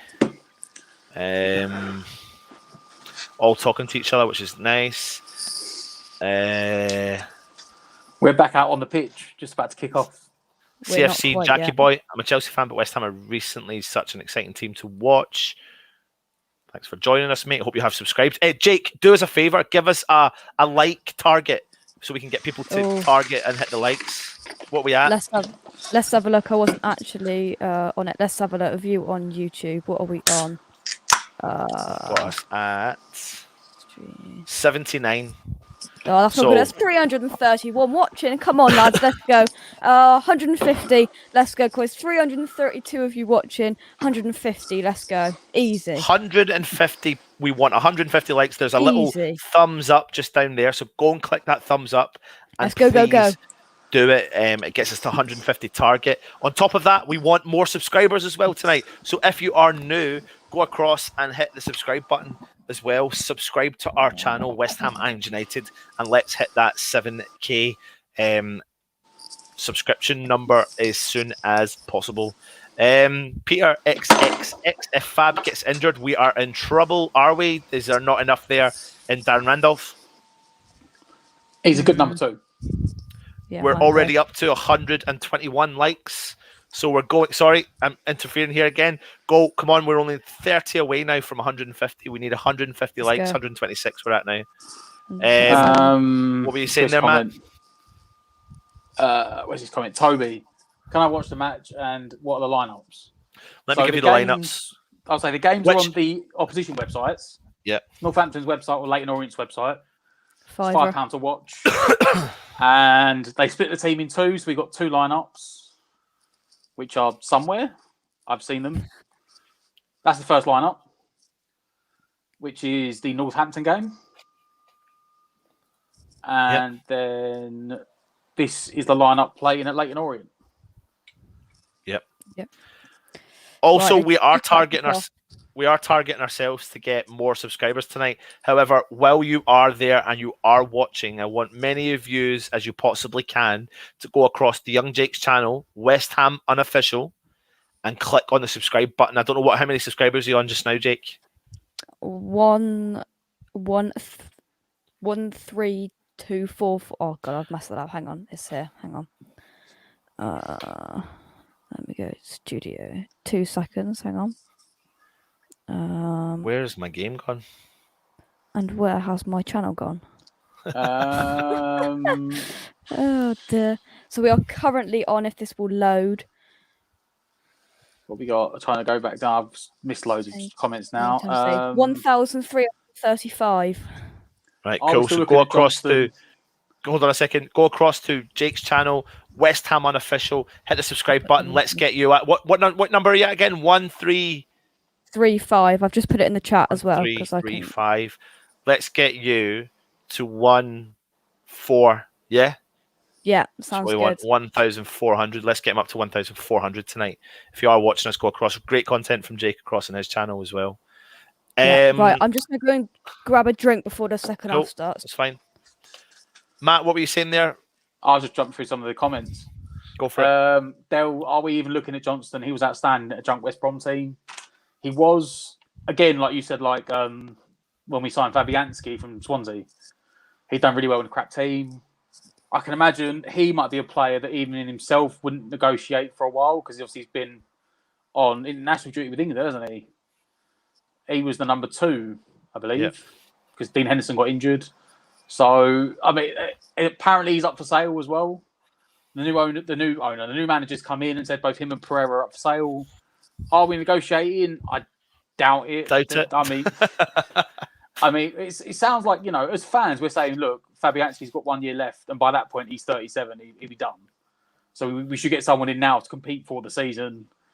But it does sort of sound like Moyes is going, well, look, we've got the 2 academy kids. We've got Randolph and Fabianski. We'll leave them and get someone next year. Ryan, who was your most improved player last season? Fornals. I was about to say Fornals. He just come on leaps and bounds, didn't he? Yeah, unbelievable. Unbelievable. I was trying to think of anyone else you could argue with. You could even maybe... It sounds stupidly obvious, but you could say Deg, because Deg just continually gets better. You know, every time he comes out there. Gary, why couldn't we play a friendly at Stratford? It costs too much money, Gary. We can't afford that sort of money. Wait for the Betway Cup final. I think it is. It's like we're only allowed to play about 26 games a year at the London Stadium. It's something stupid. And then outside of that, we have to pay X amount extra per game. Yeah. You get 18 league games. You get your Betway Cup game. That's 19. And then you're going to get at least 3, maybe 4 games Europa League minimum at home. That puts you to 23 games. We're only allowed 3 games in the Cup at home this year. After that, it's going to start costing Sullivan money. It's not going to be worth it. Any updates on Areola? Harry, we spoke about it earlier, but Sean come in and just said no. So We've gone up 11 subscribers, Anton, in that minute. You have. Yeah, 1346 now. Good man. Hammer it. I like the video whilst watching you start the stream because I know the content is going to be great. Solomon, Man United fan, just found the channel, loving it. Do you guys reckon how do we're doing the Europa League? Solomon, just quickly, if you are new to the channel, thank you very much for watching us. I know you're a Man United fan, but go and click that subscribe button, please, as well. Much appreciated. How do you reckon you will do in the Europa League? It depends on what players we bring in and what strength and depth. Just out of interest, Matt, is your game on yet? Yeah, I'm playing, mate. Nothing's happening. Don't worry. Mate, I'm 5 minutes in. Nothing. Really? We are 4 minutes, and I'm on 49:02. Oh, I haven't even got the game's not coming up. Oh, and it's I'm on 49:06. Come on, Jake, you're leading the line right now. Yeah, right, here we go then. Northampton have got the ball, got a pace on them out on the right-hand side. It's funny you get carried away when you talk about West Ham, innit? I know. I've never commented. Even then, I'm trying to get back to the comments again. It's just so far gone from what I was even looking at. I'm like, I don't know. Oh, where's my stream gone? How are we doing on the old like target? Let's have a look. We're 10 away. Come on, guys, hit the like button. No, 3 away. We're 3 away. We're on 147. Hit the like button to get a target of 150 likes. 335 if you're watching. Only 147 likes. Come on, guys. Let's get there. Got my stream back. There we go. 150. We've got it. Done. Brilliant. Good man. There we go. There. Hit them with another target, Jake. 200. We want 200. 200. There we go. That's another 11. Here we go. Everything's rocking and rolling. Toby, any updates on the PSG player? I said we spoke about it, and then Sean said no. He's on what was it, 100 and something grand a week? I think he's on 100. According to Transfer Market, he's on 100, just under 150 grand a week. Sean said he's on like 165 or something. He said just out of interest, guys. I'm going to interfere. Any substitutes that we've seen? I don't think I can see any yet on our game. My game. Easiest way is check the Twitter page. Yeah, it'll be on there, but I haven't seen anything. And nothing come on the screen. But then again, this isn't exactly Sky Sports Productions. I don't know if they even have like a little ticker available. And Ben Rama, he's actually not on training. He was away at the he was playing for Algeria, wasn't he? Was it the Copper? No, it wasn't Copper America. Qualifiers or something? I know they had international games. I don't know what the games were. There's a change at Leyton Orient. Potts is on for Ashby at Leyton Orient. Come on, Matt. And I'm just trying to see. Everything's been down the left-hand side, so then we've been over that side of the pitch. Let's have a look. And we have made no substitutions. You've made no subs. There you go.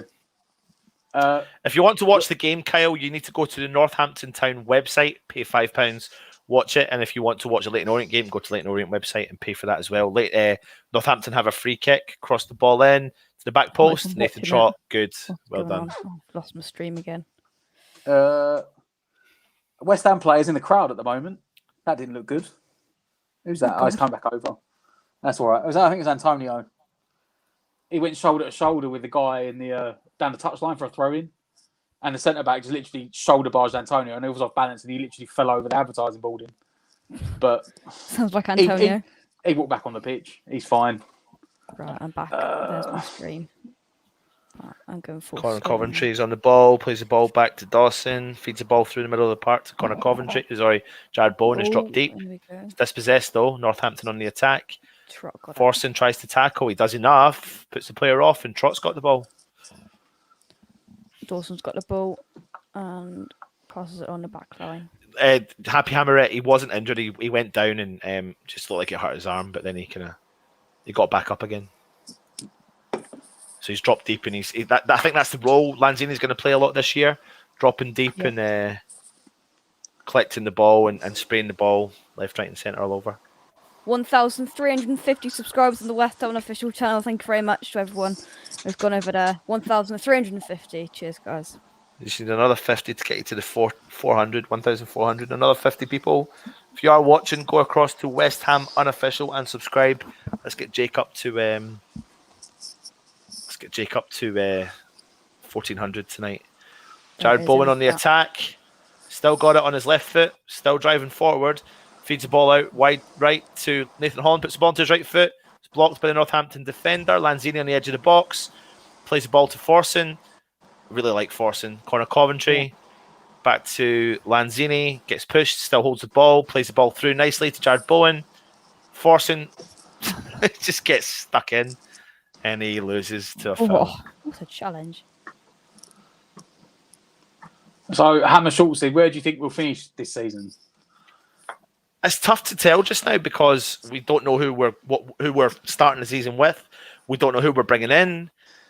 So it's a really tough question just now. I think that's a question we can't really ask just now. And I'm not being a dick there by not answering your question. I just don't think we can answer that. You could literally, it could. The question I'll ask you then, Matt, the question, the way the question probably should be asked is, where would you be happy with West Ham finishing next season? I'd take 10th, but I could see it being as low as 14th. I'm only going on what other teams have done that aren't consistent top 6 teams. If you go back over the last sort of 5 years and you look at the teams that have not had Europa League before and then picked up the Europa League campaign, it's hard because don't forget, I mean, as I said, there's a minimum of 6 games in the group stage because we haven't got qualified, thankfully, this year. And if you finish third bottom out your 4 teams, you go into the last 32 of the Conference League. So you're already looking at probably 8 games on top of the Carabao and the FA Cup. So that's, you've got a long period. 50 plus games, I think it is. You've got a long period before Christmas, and I think it's all before Christmas and then a little bit after Christmas. Yeah. Where I think there's a couple of months. Thursday, Sunday. There's a couple of months. I think October, is it September, October? I think we've got something like 8 games as well. So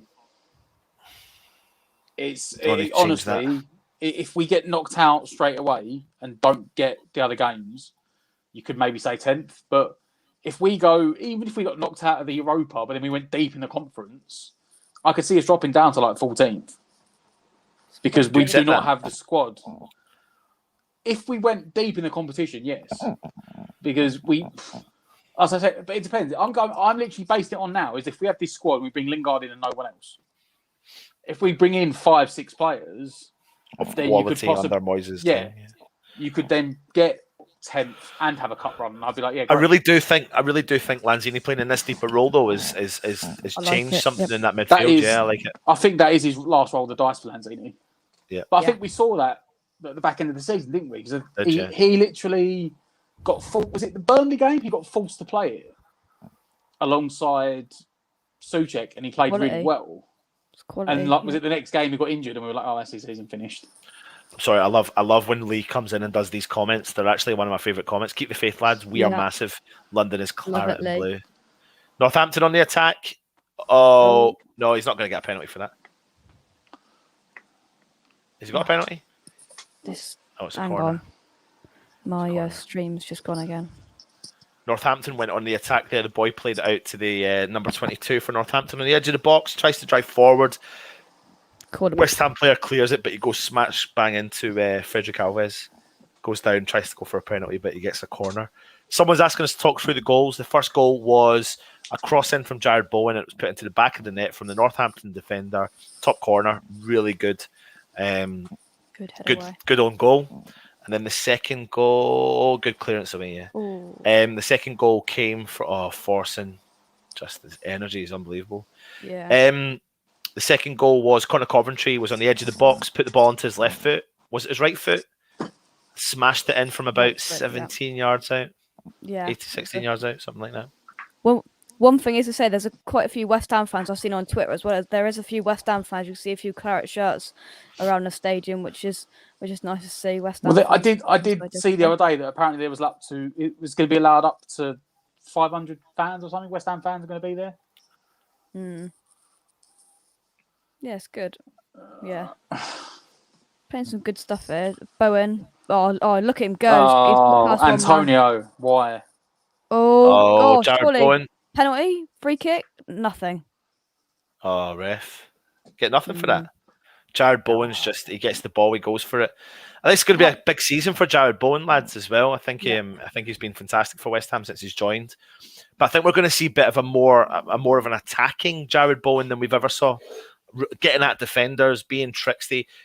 He seems to skip by players with ease. Yeah. These two sometimes when he's got the confidence. These two were pre-season games. Have been promising. I don't think I've seen that from Jared Bowen for a while. I mean, I know we're playing Northampton Town, but he passed the ball, got in behind the player, a little bit of pace, a little bit of the intent to do something. Skill.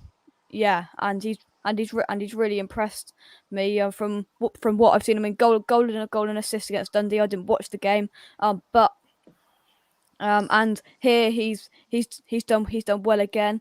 I don't think Anton we've been as so far in this half. I don't think we've been as attackingly good as the first half, but we don't really need to be honest. No, I think it's a good workout, good pre-season workout. Yeah. Clive Trevelling saying, sorry, so many comments. Bowen is one to watch this season. I agree with you, Anton.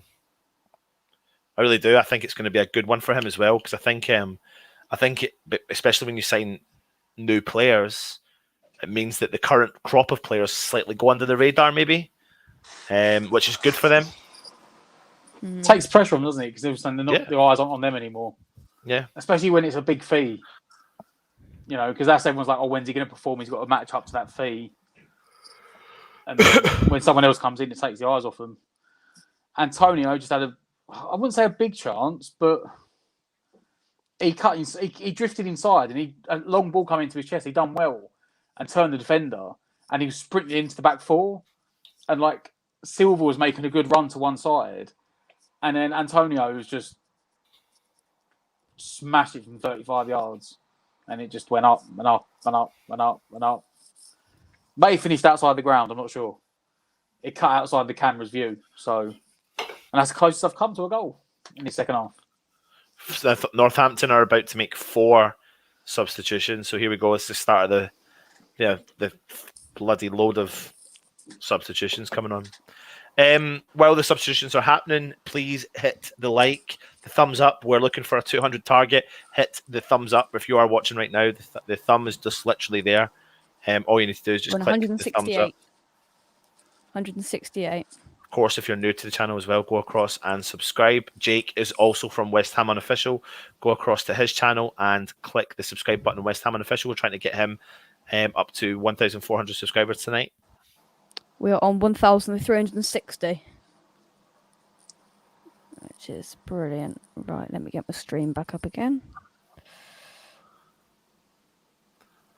Just need 40 more for you. Yeah. The disabled team asks, let's get that up.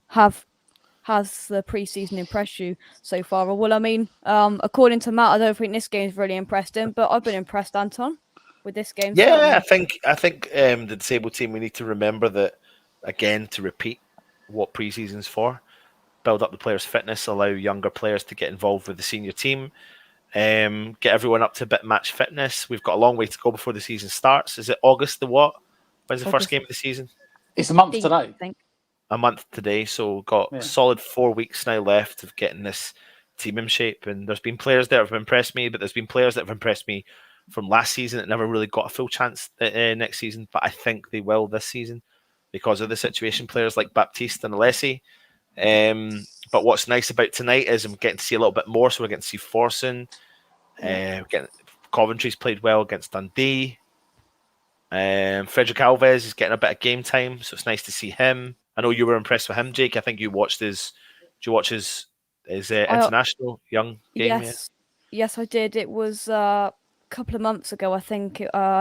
He played an under-21 game, and he looked really good, and I thought quite a solid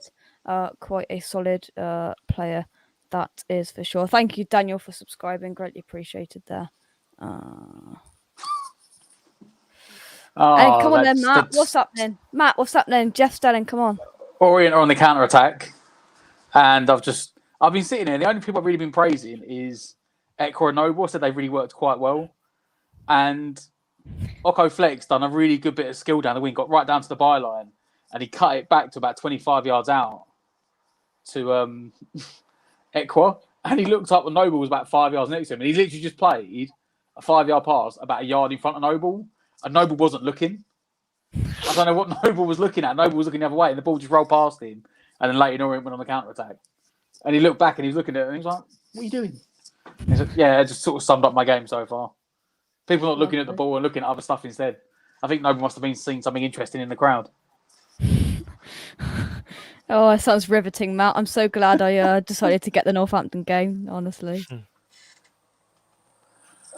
I had the choice, and I was like, I'll give that game a go. Yeah, you had first dibs. You did, you're right. Fredericks on the ball, plays it back to Connor Coventry. I'm going to give you a little bit of running commentary in the Northampton game just now. Lanzini collects the ball in the midfield, plays it out to Nathan Holland, tries a 1-2 with Lanzini, but he's dispossessed. Northampton have got the ball, forcing everywhere. He's put a touch on that ball. He's got through to the Northampton player. Pressure driving on. forward. Ooh. Driving forward. Frederick Alves scuffs there. that clearance. Northampton on the edge of the box. Plays it out wide. Plays it out wide again. And Alessi's too big and too pacey to get to that. Didn't look too convincing and a bit half-hearted from Alves there, I'm going to be honest. Yep. Nathan Trott hits the ball out. Finds Jared Bowen. Has he kept that in? He's kept that in. Look at him How's he go. kept that in? Oh, well done, Bowen. Gone out for a West Ham throw-in. Fair play to him. That's what we didn't see for, I thought, that confidence to drive forward, pass the ball into space and run. And it's nice to see him have the license to express what he can do, because I thought towards the end of the season, I thought he was getting a bit of criticism. Yeah. But nice to see him playing well again. I'll do a bit more commentary on this game, then I'll pass over to Matt to do a little couple of minutes commentary on the Orient game. He'll be delighted about that. Alves over to Dawson. Two centre-halves playing the ball nicely to each other. Dawson's got a hold of the ball, taking his time. Forson's dropped deep, collected it in the right back position, fed it back to Craig Dawson. He really, really is, mate. Frederick Alves plays it out wide to the left. Connor Coventry drives inside in the middle of the park. Nice little ball through to Lanzini. Nice 1-2 with Odebiku. Ball through to Jared Bowen. It stretches it and it goes through to the Northampton keeper. Lovely football. Nice football there. Definitely. This is the first time I've ever done a West Ham watch along. It's a bit weird. I've done a Euros one, but I haven't ever done a West Ham one. Yeah. Not really as animated as I would be for a Premier League game or something like that. Yeah. We understand that, though. That's understandable. Frederick Alves at the back, collects the ball, plays it out wide to Craig Dawson, goes out wide again to Ryan Fredericks, and now Craig Dawson finds the ball. He's taking his time on the ball, head up, looking for a player to pass it to. Fredericks nicely plays the ball through to Connor Coventry, out wide to Frederick Alves. West Ham slowly progressing up the field. It's good. Plays it out wide to Alessi. Yeah. Lanzini, over to you, Jake. Go for it. Commentate. No pressure. Yeah, for a ball over the top to Fredericks. Tries to cut aside to Bowen, puts in a box, cleared away. And And now Northampton are on the attack, going central. It's 3v2 here. They play the ball through. Has he made it? Nathan Trott hasn't come to it. Alace's covered him. He's got nowhere to go. He backheels it back. Oh dear, look at this. Still on the right hand side. Ball into the box. Gets it. Couldn't control it, but gets it again. Frederick Alves. That's not good. Good save from Nathan Trott there. Sorry, I think didn't like that. Alves should be doing better than that. No, yeah, He I turned agree. him really easy. No, Turned not him too positive. easy. That we look Matt, a little bit under pressure. Just need to calm down. Frederick Alves didn't really look very confident with doing anything there. He's just half-heartedly. Matt, over to you, mate. Give you the Leyton Orient rundown. Give a little bit of commentary. Give us a 1 minute of commentary. Go. Oh, West Ham Look at playing this. around the back. Sorry, before you continue, look, is Matt okay?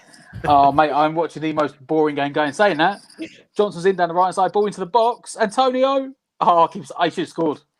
Oh, he should have scored. First chance we've had of the game, just as you come to me.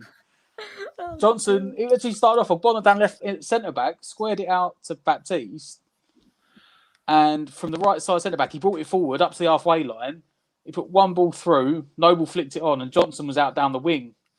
And Antonio made a brilliant run into the box, got his fingertip, literally got his toe on it. And he's put it straight in the middle of the goal, and the keeper's knocked it out for a corner. Pick the right time to come. That's the most exciting action I've had all game from a West Ham perspective. Antonio should have scored, though. I'll be honest. And that's the corner's been whipped in by Creswell into the near post. And that's another corner. Oh, everything's hotting up. It's weird when someone's commentating on another game, but you're watching And you're another watching. game. And you're like, wait, that's I'm like, where's Creswell? What's he doing? What? Creswell take another one. Someone's Right, come Josh, looking for a short one. Josh, calm down, mate. We're watching it on the down. website. We're watching it on the website. I've just had to you put got you. there before me. Yeah, Oh. just had to- Noble Lucky wasn't for- happy with that corner, and he's kicked Creswell off, and Noble's taking him to corner now. From the same side, from the left-hand side. Noble's whipped it in near post. Ricocheted. Hoofed up in the air by the Leyton Orient defender. Just going Knocks it back in. to interrupt you there. That's it. Kyriakis, Andrea, who can we see breaking into the first team after the two friendlies that we saw? Run at him then. Oh, Get to him. Northampton. Oh my god. Oh, look at this. We're all over the place there. Oh, good save. Shot. That's a good save. All over the place at the back here. Alves looks shaky. I'm not gonna lie, Alves does look shaky. Anil, you need to calm your beans, mate. Repeating your comments. Bit boring. Just calm that down, son. Oh dear. It's usually Toby in here on Stealth Show when they all come in. It's either me or Toby. They don't stop. Oh. People are saying Matt's either doing a crossword or a Sudoku. Mate, that would be more entertaining than the game I'm watching. I'm not gonna lie. Oh dear. It's not been a struggle. It's just not been entertaining, like at all. I mean, I forgot Johnson was even playing, so that tells you something. I looked at the squad a minute ago and I was like, wait, Johnson's playing. Ekwa's been impressive. Yes. Yeah. Comment over. What's your thoughts on Nathan Trott? I think that save in the first half for the goal, I don't think he could have done much better. That was a strong hand just then to keep that out. That was a very good save. I think he's a very good young keeper coming through. I think going out on loan to the Championship this season would really do him a lot of good. And if he progresses, I think after the next season on, I could see him being our second pushing for our number one spot, because he's a really, really good keeper. I rate him highly over. Yes, Peach. I've watched him quite a lot, and I do rate him quite highly. He looks like a very commanding, good goalkeeper for me. Yeah. Oh, flat from Randolph there. Leyton Orient corner. Ooh. It was really weird. It was like the guy had a shot from quite far out, and it just got pinged like really high in the air. And then Randolph let it bounce in the box. Then went to grab it and missed it, and he went out for a corner. Like bounced over his head. They've taken the corner short though. Right. Sorry, another substitute from Northampton. West Ham haven't made a substitution in the Northampton game, have we? Not in this game, no. I'm thinking. The thing is, I think if you look at the benches, I think we only got about 5 players on the bench each. Well, because let's he have a split look at it. over I'm two just going to teams. bring up the West Ham bench for the Northampton game. We've got Heggie, who's the goalkeeper. Sawyer, I think he's the other goalkeeper, is he? Ashley, Nevers, and Rosa. Not much there, is there? No. And then in the Leyton Orient game, we've got Knightsbridge, Potts, Diallo, Chesters, Zhu, and Greenwich. So they've got much there either. And Potts is on, so... Potts is on, yeah. I was planning on doing 2 match reviews for this game, but I might as well just stick to the Northampton game according to Matt. I'll just do the match review for the Northampton game. I might tell there ain't much going on at the Leyton Orient game. Someone's had a pop shot from 25 yards, sailed over the bar. That was Leyton Orient, sorry. All right. Going us.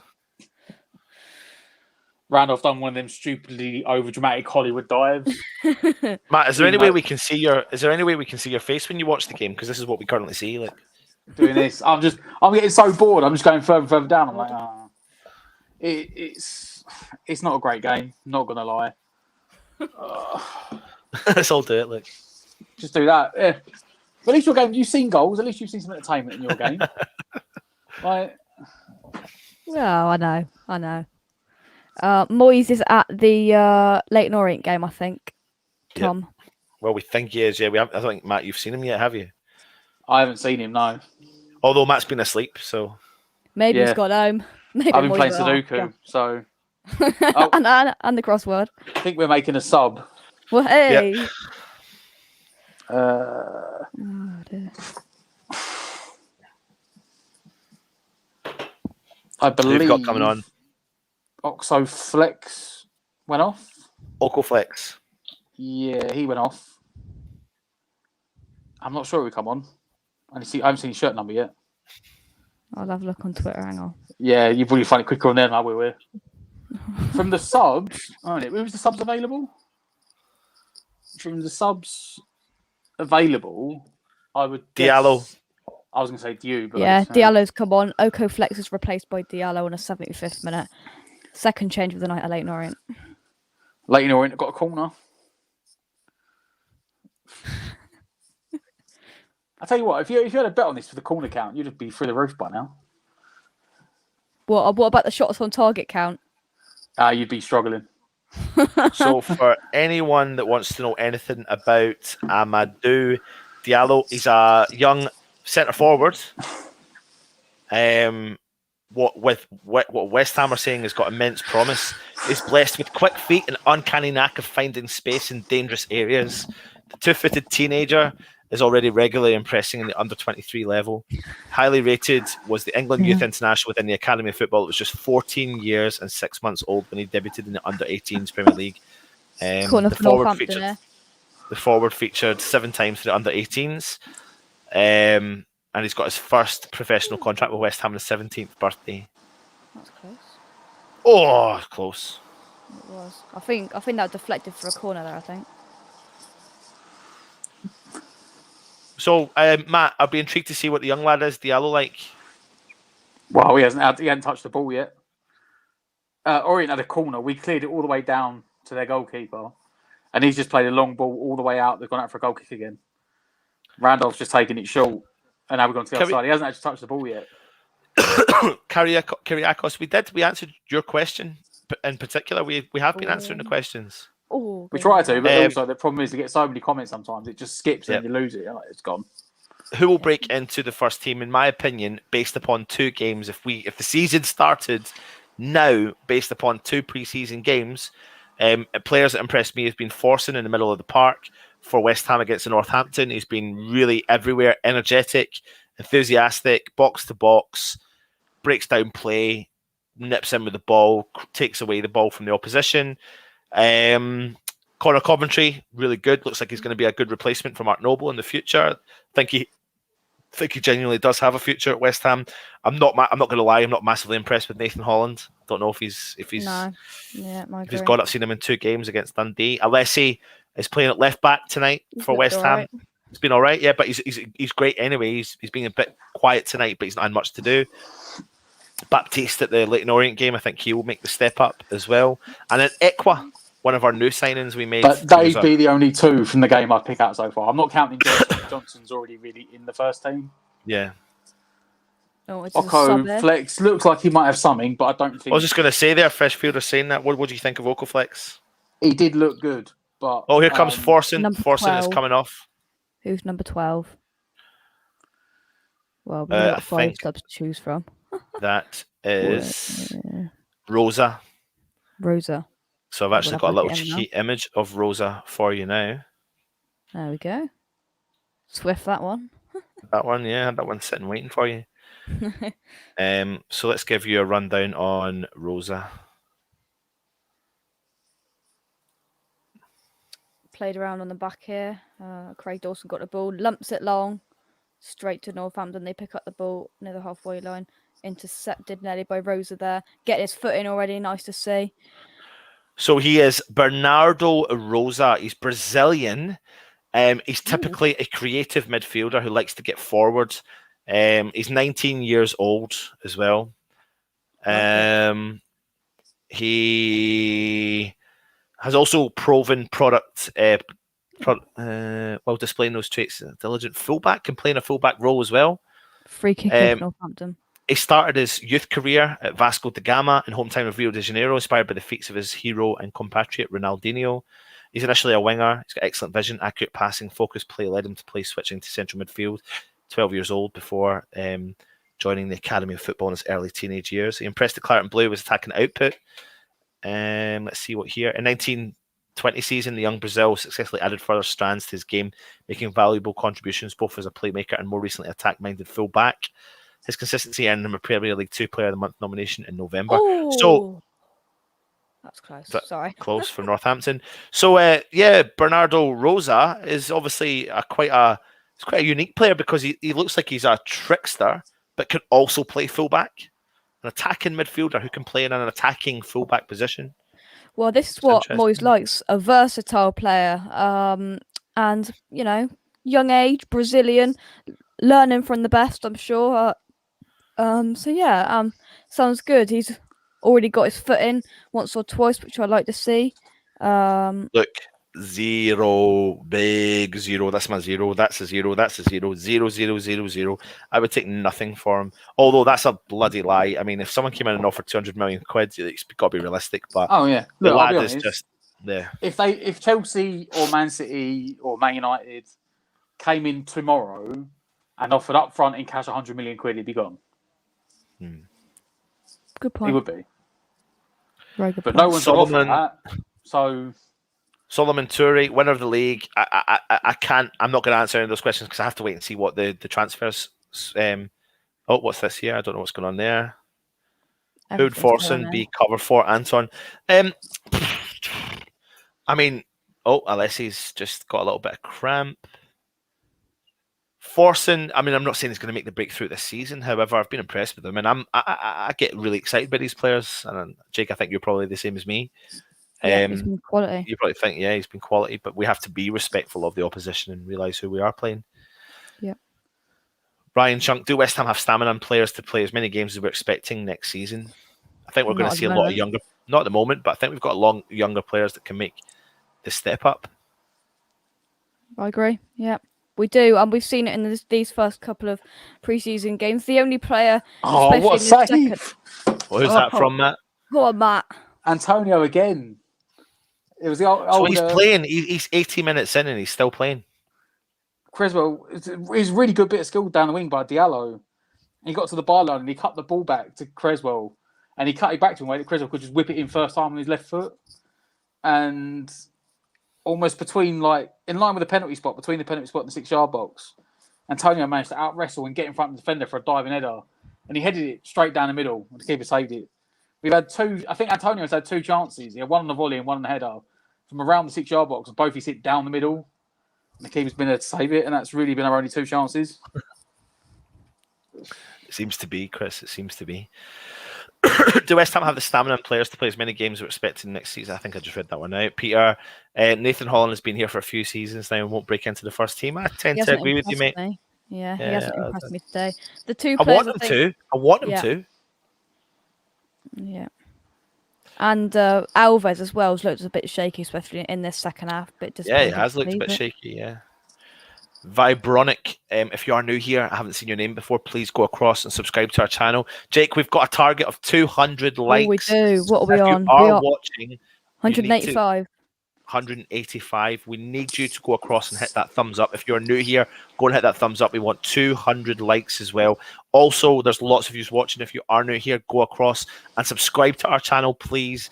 Go and hit that subscribe button. You'll get notified about all our new content that's coming out. We've got loads of content coming for you for the rest of the season. And while you're at it, go across, check out Jake's channel, West Ham Unofficial, as well, and go and hit the subscribe button across there. We're going to try and get him to 1,400 by the end of tonight if we can. How far do we think we're getting Europa League, Vibromic? I struggle to answer that, mate, because we haven't got. It depends how lucky we get on the. Forget the squad. It depends how lucky we get on the draw. Yeah, because there'll be about 16 really good teams, and then there'll be like, is it 48 teams or 32 teams in the group stages? But you'll probably get about. Let me get this right. Is Lazio in the Europa? Yeah. There are some very good teams in it. Typical, isn't it? I know. Oh mate, do you not fancy a day out at Lazio? I do, but I don't fancy a day out with Anderson trying to tear shreds over his former club. I agree. Let's put him on Creswell and see what he can do. We are sitting at 83 minutes at the Northampton game. Matt, what are you on at Leyton Orient? Just coming up for the 85th. Matt's like, ready, right, nurse time, I'm going home. I am at home, but I'm going home. This has been rubbish. Thing is, right, is the pitch is actually getting quite dark now. It's like they don't want to put the floodlights on. Is that why they played earlier? Right, that's cool. We've hit over the 200 mark for the likes. Can I just also pinpoint something as well? I don't know what the Leyton Orient Park's like, but the Northampton Town grass is unbelievable in comparison to bloody Dundee's ground. Dundee's ground looked like it was the back field. You just jumped over the local farmer's field, and it was so long. Oh, what a track! I know this is like a proper football pitch. That's not a free kick. Get up. Northampton coming forward, and they're going back.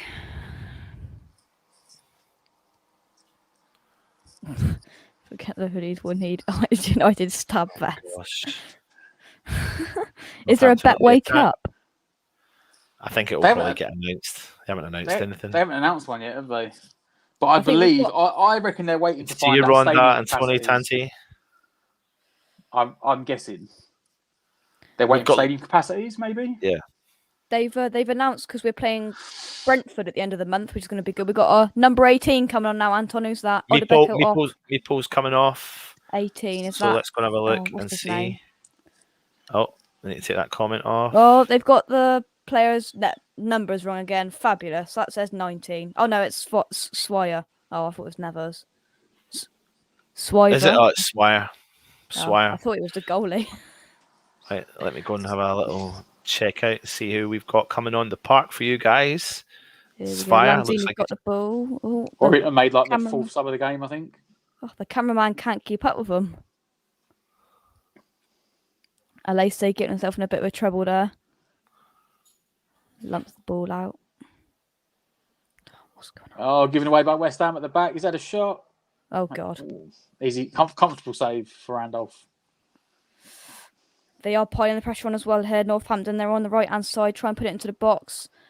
Oh, that's not a free kick. That's not a free kick. Never. Free kick on the edge of the box here for Northampton Town. Wasn't a free kick in my opinion, but we roll with it. So, Kamarai Simon Sire is a dynamic midfielder who boasts both speed and an eye for goal. The second-year scholar scored 5 times, 11 appearances in the league during the 1920 season. He's got eye-catching performances for the under-18s that's seen Swire take his place on the bench for West Ham United under-23s on multiple occasions. So he's sort of a youth and academy prospect.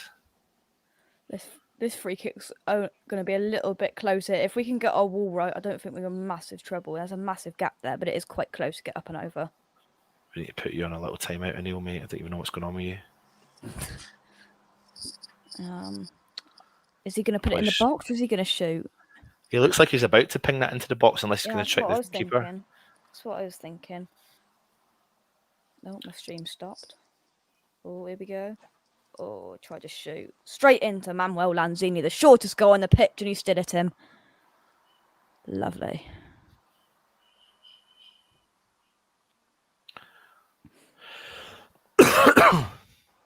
Anything else going on, Matt? Well, Ekwa just played a poor pass and then got skinned, and the winger actually cut the ball back into the penalty spot, and I think it was Potts that managed to clear it. It's interesting. When he came on, I thought he might be playing as like a sort of fullback, but he's actually played in a midfield three, and they've pushed Johnson sort of out to right back. I think that's their fifth sub for Leyton Orient, I think. Fourth or fifth sub now. They've made another sub. But yeah, it's weird because it looks like, for the most part, Potts has been sitting deeper of like a sort of triangle with the other two, with Noble and Ekwa in front of him. Clive, thank you for joining us, mate. That's Clive. Hope you have a good night's sleep. If you are new around here, please go and subscribe to the channel. Make sure you do subscribe to this channel. Noble. Liam, how comes West Ham have about £65 million budget and Arsenal have £200 million budget, but we finished above them? I wouldn't worry about our budget if I'm being brutally honest, mate, because I think Moyes doesn't need to have a shed load of money, because if you look at players like Thomas Souček, Jared Bowen, Soufal, he's proven that he doesn't need to have that top-notch money. But you think about Pellegrini, you think about Haller, Anderson, Yarmolenko, and look what happens there. Well, what Come on, I'm saying let's is, set to... how expensive is our most expensive season ticket? Like £1,000? 1,500 maybe? Yeah, 1,500. I think that's like the cheapest season ticket at Arsenal. Yeah. That's why they have that much money. And they've got like the fifth richest owner in the league. Oh, we're finished. Fantastic. 0-0. I don't think Matt's ever been so excited for a game to be finished in his life. Oh my god, Matt's like, that's it, I'm done, I'm off to bed. That was Was that not very good, Matt? I tell you what, right, before we finish, because our game's still going on, we need to set a new like target. Let's get 250. Come on, we're 27 away. Let's go. That might be a bit adventurous, but come on, let's go. Right then, what minute are we on? I'm not even on the stream. Hang on, where am I? 89. the ref done me the service, no extra time. He just went 90th minute done. Off. He's off home. Yeah, he's off. He'd had enough. There we go. Well then. Oh, hello. We're going on the attack here. No idea who that is. Who is that? What is your plans for Ryan Fredericks next season? We didn't see much of him last season. I keep him. Europa League, he's going to be a weapon. I've seen people wanting to sell him. No, I'd keep him. He's good. We're going to need the squad depth. We will need the squad depth, is what I would say. Yeah. And even just because of his pace, he's like even if you bring him off the bench as like a winger, the pace he's got will hurt teams. Well, sorry, just quickly here, is Masuaku still injured? I mean, I never saw him at the training camp at St Andrews. However, I was told he was there, not by someone there, told by someone down south that he was there, but I never saw him at all. So I don't know, and there was no images. I didn't see anything of him, but people have said they've saw him. We'll say no. We'll say no. Say you weren't. Some people seen him at Rush Green, and there goes the final whistle. There you go. That's that done. There we are. Let's just see if we can bring this up, just so you can see the end of the game. Well, Matt enjoyed that. That is the main thing. You can tell I've got hay fever because I'm itching my eyes now. Oh, he needs a thingy. He needs his hay fever tablet, his Piriton or whatever, isn't it? Yeah, Piriton, yeah. So there you go. There's the lads. Just I was going to say shaking hands, but fist pumping, and the stream's gone. So I'm not going to show you that anymore. It's closed. Yeah, it crashed again. It's gone. Right, so then, there we go. Yeah, that rounds up our match day live. You could say. Let me just quickly change this, and we'll do it. There we go. Yeah, we'll do a quick a rundown of both the games, and then we can head for this evening. So first and foremost, welcome to the channel. If you're new around here, go and hit the subscribe button. Please hit the thumbs up as well. Go across to West Ham Unofficial, hit the subscribe button there for Jake. Let's get him to 1,400 subscribers tonight. Matt, you watched the West Ham Leyton Orient game. It finished 0-0 in a pre-season friendly. I think it was probably the most exciting game you've ever saw in your life. look, pre-season is about match fitness. Everyone got a decent run out. Apart from the subs, we only made one sub. Having said that, Orient played quite well. You know, they were really on the front foot. Didn't let us settle at any point. I think it was a bit of a wake-up call for some of the kids. I think some of them handled it better than others. They weren't expecting the pressure as much from the front.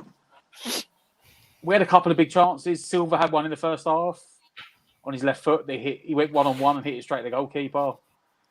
And then the keeper made 2 good reflex saves from point blank from Antonio. That being said, it wasn't a game on high on chances. There was a lot of possession-based football mixed with a lot of mistakes and turnovers. Noble was probably the best player, but it does serve the purpose, didn't it? I mean, I don't know if David Moore saw enough of the kids. Johnson done his usual. Johnson was all right. Ekwa was good in mostly, like 95% of the time. He made a couple of iffy passes. Potts sort of looked all right playing holding midfielder with Noble sitting next to him. Noble ran the game. Oko Flex looks all right. He looks quite good. And even the kid Diallo that come on for him, both actually looked pretty handy down the left-hand side. I'll be honest, the only player I was really disappointed because Baptiste had a good game at centre-back. He didn't look out of place alongside of Bonner. The only guy I thought that didn't have he had a very ineffectual game was Silva. Like, even got to the point in the second half for Antonio, who had been out on the right wing. I think it was weird. We sort of changed it to almost like a 4-3-3. But can I be honest? In centre forward. Right. Can I be honest with you, Matt? I done a stream live again. I'm going to repeat it live from St Andrews when we were up there training, and they'd done a bounce game at the end, and there was 3 players that looked out of their depth. 3 players that looked out of the depth in that bounce game. Yes, okay, it was a bounce game. Yes, it was in training. Not Oko Flex because he wasn't there. Zandy Silva, Nathan Holland, and Mipo Odubiku. The 3 of them looked out of their depth. I'm not going to judge Mipu yet. I feel like we've seen enough of maybe Nathan Holland, and I feel like we've maybe saw enough of Zandy Silva to maybe make a judgment, but I don't think there's enough there from Mipu yet. We can talk about him in a minute, Jake, but yeah. Yep. So who was your standout? Give me 2 players that stood out for you tonight against Leyton Orient, mate. Well, I said the first one would be Noble. As I said, though, we always know he's got the quality. We've said the last 2 years he hasn't got the legs. When he's playing a team that don't have the legs, he looked a lot better. Other than that, I say Ekwa looked all right next to Noble, but he did make a couple of mistakes. You know what? Potts was actually quite impressive when he come on. I was surprised. I didn't think he'd come on at hold midfielder, but he sort of slotted in as well to make it a solid 3. He actually looked quite calm on the ball. Baptiste looked a bit rushed at times, and there was a couple of times Baptiste tried to do the old Noble like Cruyff turn. At one point, they actually picked his pocket because he made it quite obvious and readable. One point, they picked his pocket and he got in. I didn't think much of Ashby. He got taken off. Johnson came on. Johnson looked solid as usual. I thought that Oko Flex looked good at periods, but I say he looked good. I don't think he'd be ready to play for us yet. He is a kid. Like, he's got time to adapt. Yep. But the only disappointing one for me would be Silva. Like, I thought Antonio looked rusty, but Silva looked out of his depth. Let's move on to the Northampton game. West Ham beat Northampton 2-1 thanks to an own goal and a Connor Coventry goal. Myself and Jake watched the game. Jake, what was your thoughts? Yeah, started off the game well, pressurised Northampton into conceding an own goal. Quite unlucky, but I mean, if it was been at the other end, I think the defender would have been happy with it. Straight into the corner. I thought we played well. We were playing some really nice tap-in football, and that majorly came from Forson, in my opinion. I thought he was buzzing around everywhere. He was on the right, the left, in the middle, picking things up, driving forward, tracking back. He looked. I know it was Northampton, but he looked the business tonight, and he looked really, really good. And that's standout player, I think. And then Connor Coventry on his right foot, cut inside from the left-hand side and placed it into the bottom corner. Nice, smart finish from about 15 to 20 yards out.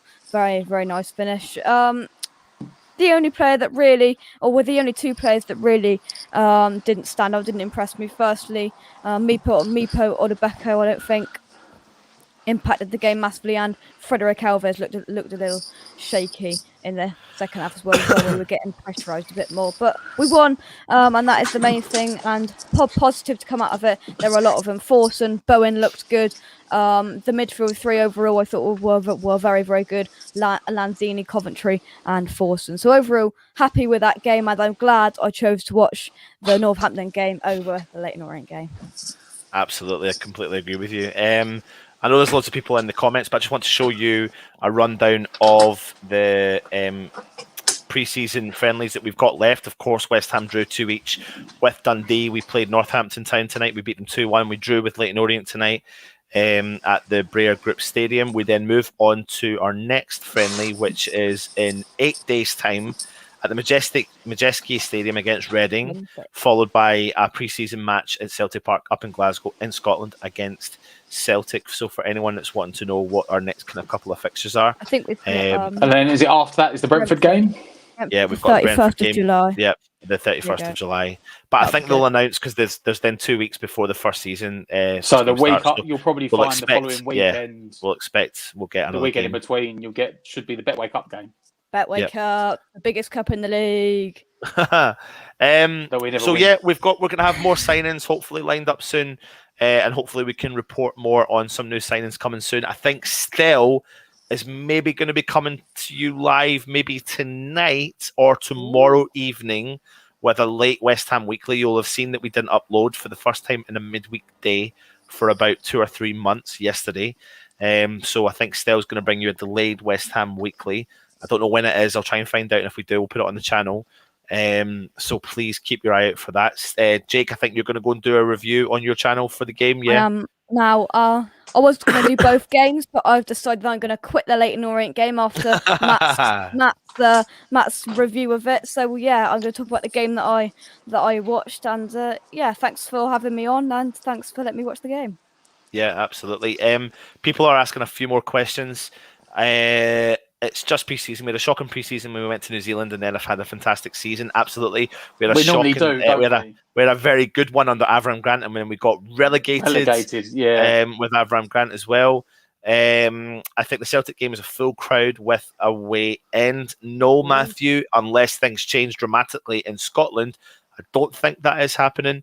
I'm really hoping, Ryan, there are tickets. Yeah, really hoping there are tickets for the Celtic end.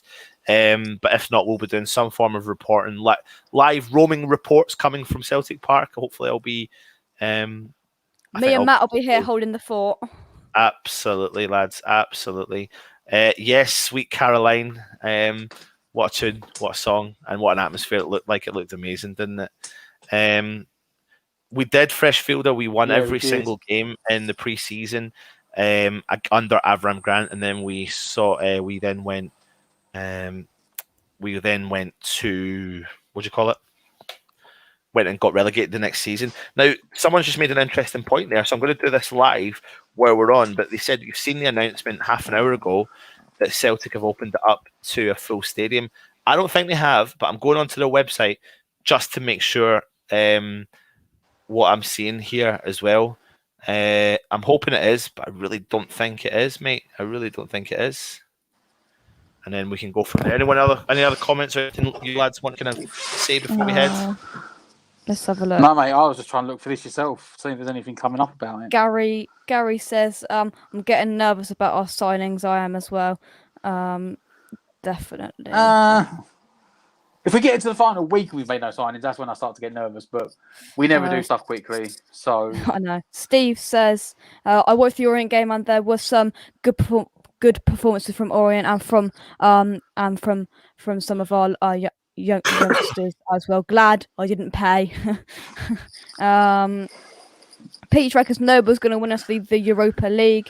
Let's have a look here. Scroll up. Scott says Baptiste is 17 but looked his age today. Happy Hammerette says, wonder if Ben Rama will be back for the Brentford game. That will be interesting. It definitely will. Yeah, it will be. I'll be honest, Remember, we've got I players can't see to. anything. Yeah, I can't see anything. But I think he's come back in and said it's not official just now. So he's just waiting to hear it. Anyway, before we go, we are looking for 10 more likes on the channel before we go. We'll keep going until we get to 250 thumbs up on the channel. That's what we want. So go across and do that. Jake, what are you on subscribers? Let me go here and let me refresh. 1,370. Oh, 30 away, mate. 30 away. We've got you 35 new subscribers tonight. We need to get you another 30. This is what we want to do. So go across and check out West Ham Unofficial. Subscribe to his channel. Get him 30 more new subscribers before we go. Freshfielder is saying here, Hammers News. Click Baiters. Where are we? Guessing Hammers at News. Celtic We're Details. guessing at the Celtic Details. I really don't think it is because the minister up here in Scotland done her chat today, and it looks like she is going to be a little bit more relaxed on the not relaxed on the rules, stricter. Yeah, they don't do follow Boris, do they? 3 more likes. Yep. So I don't see it being a full stadium at all. So it'll be an interesting one to see. What does this here? What does this say? Do you think in the Euro final then that Italy should have had at least one red? I mean, it's an interesting point. No. Chiellini. Well, what are the rules when it comes to that? I mean, was Saka the last man? No, but was he the last man? No. But is there not an element of the last man though? It was, of course it was deliberate. No. Of course it was. No, we know it was deliberate. Yeah, but it was. I put it down to professional foul. But the more I think back to it, the thing I would say is that they would say, "Is it a goal scoring opportunity?" Well, no, it's not because he handballed it to keep it on the pitch, so it would have been a free kick or a throw in. So no, there's that one. That's just cynical. That's an old school Italian tackle versus a booking. Yeah. And the other one he's talking about, I believe, is one on Grealish, which again I'd say no. Yeah. Yeah, because he won the ball. Like he didn't go studs first into Jack Grealish. His foot rolled over the ball and then hit Jack Grealish. So for me, no. Yeah. One away. We are one away. One away before we head for the night. Oh no, we're 2 away. Someone's unliked. See, we've got 5 dislikes. Can't we just transfer over? Dislikes over. Listen, the future is promising for West Ham. The academy, everyone quite happy with the academy. A couple of seasons ago, we weren't massively impressed. Lazio may have finished the deal for Celtic. Oh, sorry, Lazio may have finished the deal for Anderson. I'm just looking on. You think that's official? Well, Lazio tweeted out about half an hour ago just a picture of the Brazil flag, the number 7 on an airplane, and then Felipe Anderson's retweeted it. Yep, he has. There we go. One more like, come on. I wanna... But look, let's think of it. We drew 2-2 with Dundee. Arsenal just lost 2-1 to Hibs. So, well, hey, lovely. But if you are watching, I need you to go across and hit the thumbs up if you haven't already. We're only 2 away from those thumbs up, unless everyone who's watching hasn't. We're there. Yeah, listen. It's funny you can say that though about preseason, but at the end of the day, it is preseason, so it's. You know, if West Ham, we nearly got beat by Dundee and people could have slagged us off for that, you know, but that's not the end of the world. It's just it's designed to do what it is to do. So that's the main thing. Anyway, we're at 251. We got the likes we needed. So go across. If you are new here, go across, please, and hit the subscribe button just now onto West Ham Irons United channel. You just click it in the search engine option, or if you are watching right now, if you're watching on your phone, let me just see what it comes up as. If you're watching our games, there's an option there. You just click subscribe. So that's all we need you to do. Go across and hit the subscribe button. And lastly, go across to Jake's channel. Let's get him to 1,400 subscribers tonight. And go and click his description, the link to his channel in the chat, and go across and look at the content. And you'll be seeing a lot of Jake coming into the new season as well. Anyway, he's been Matt. Where is he? There. He's been Jake. I've been Anton. This is West Ham Irons United. West Ham beat Northampton and draw with Leyton Orient in our second and third pre-season game of the summer. Fingers crossed we'll have some more signings coming soon. Keep your eye on the channel, possibly for tonight, if not tomorrow night, for a late West Ham Weekly. We'll come back to you with a West Ham Daily tomorrow as well. Come on, you Irons. Come on, you Irons.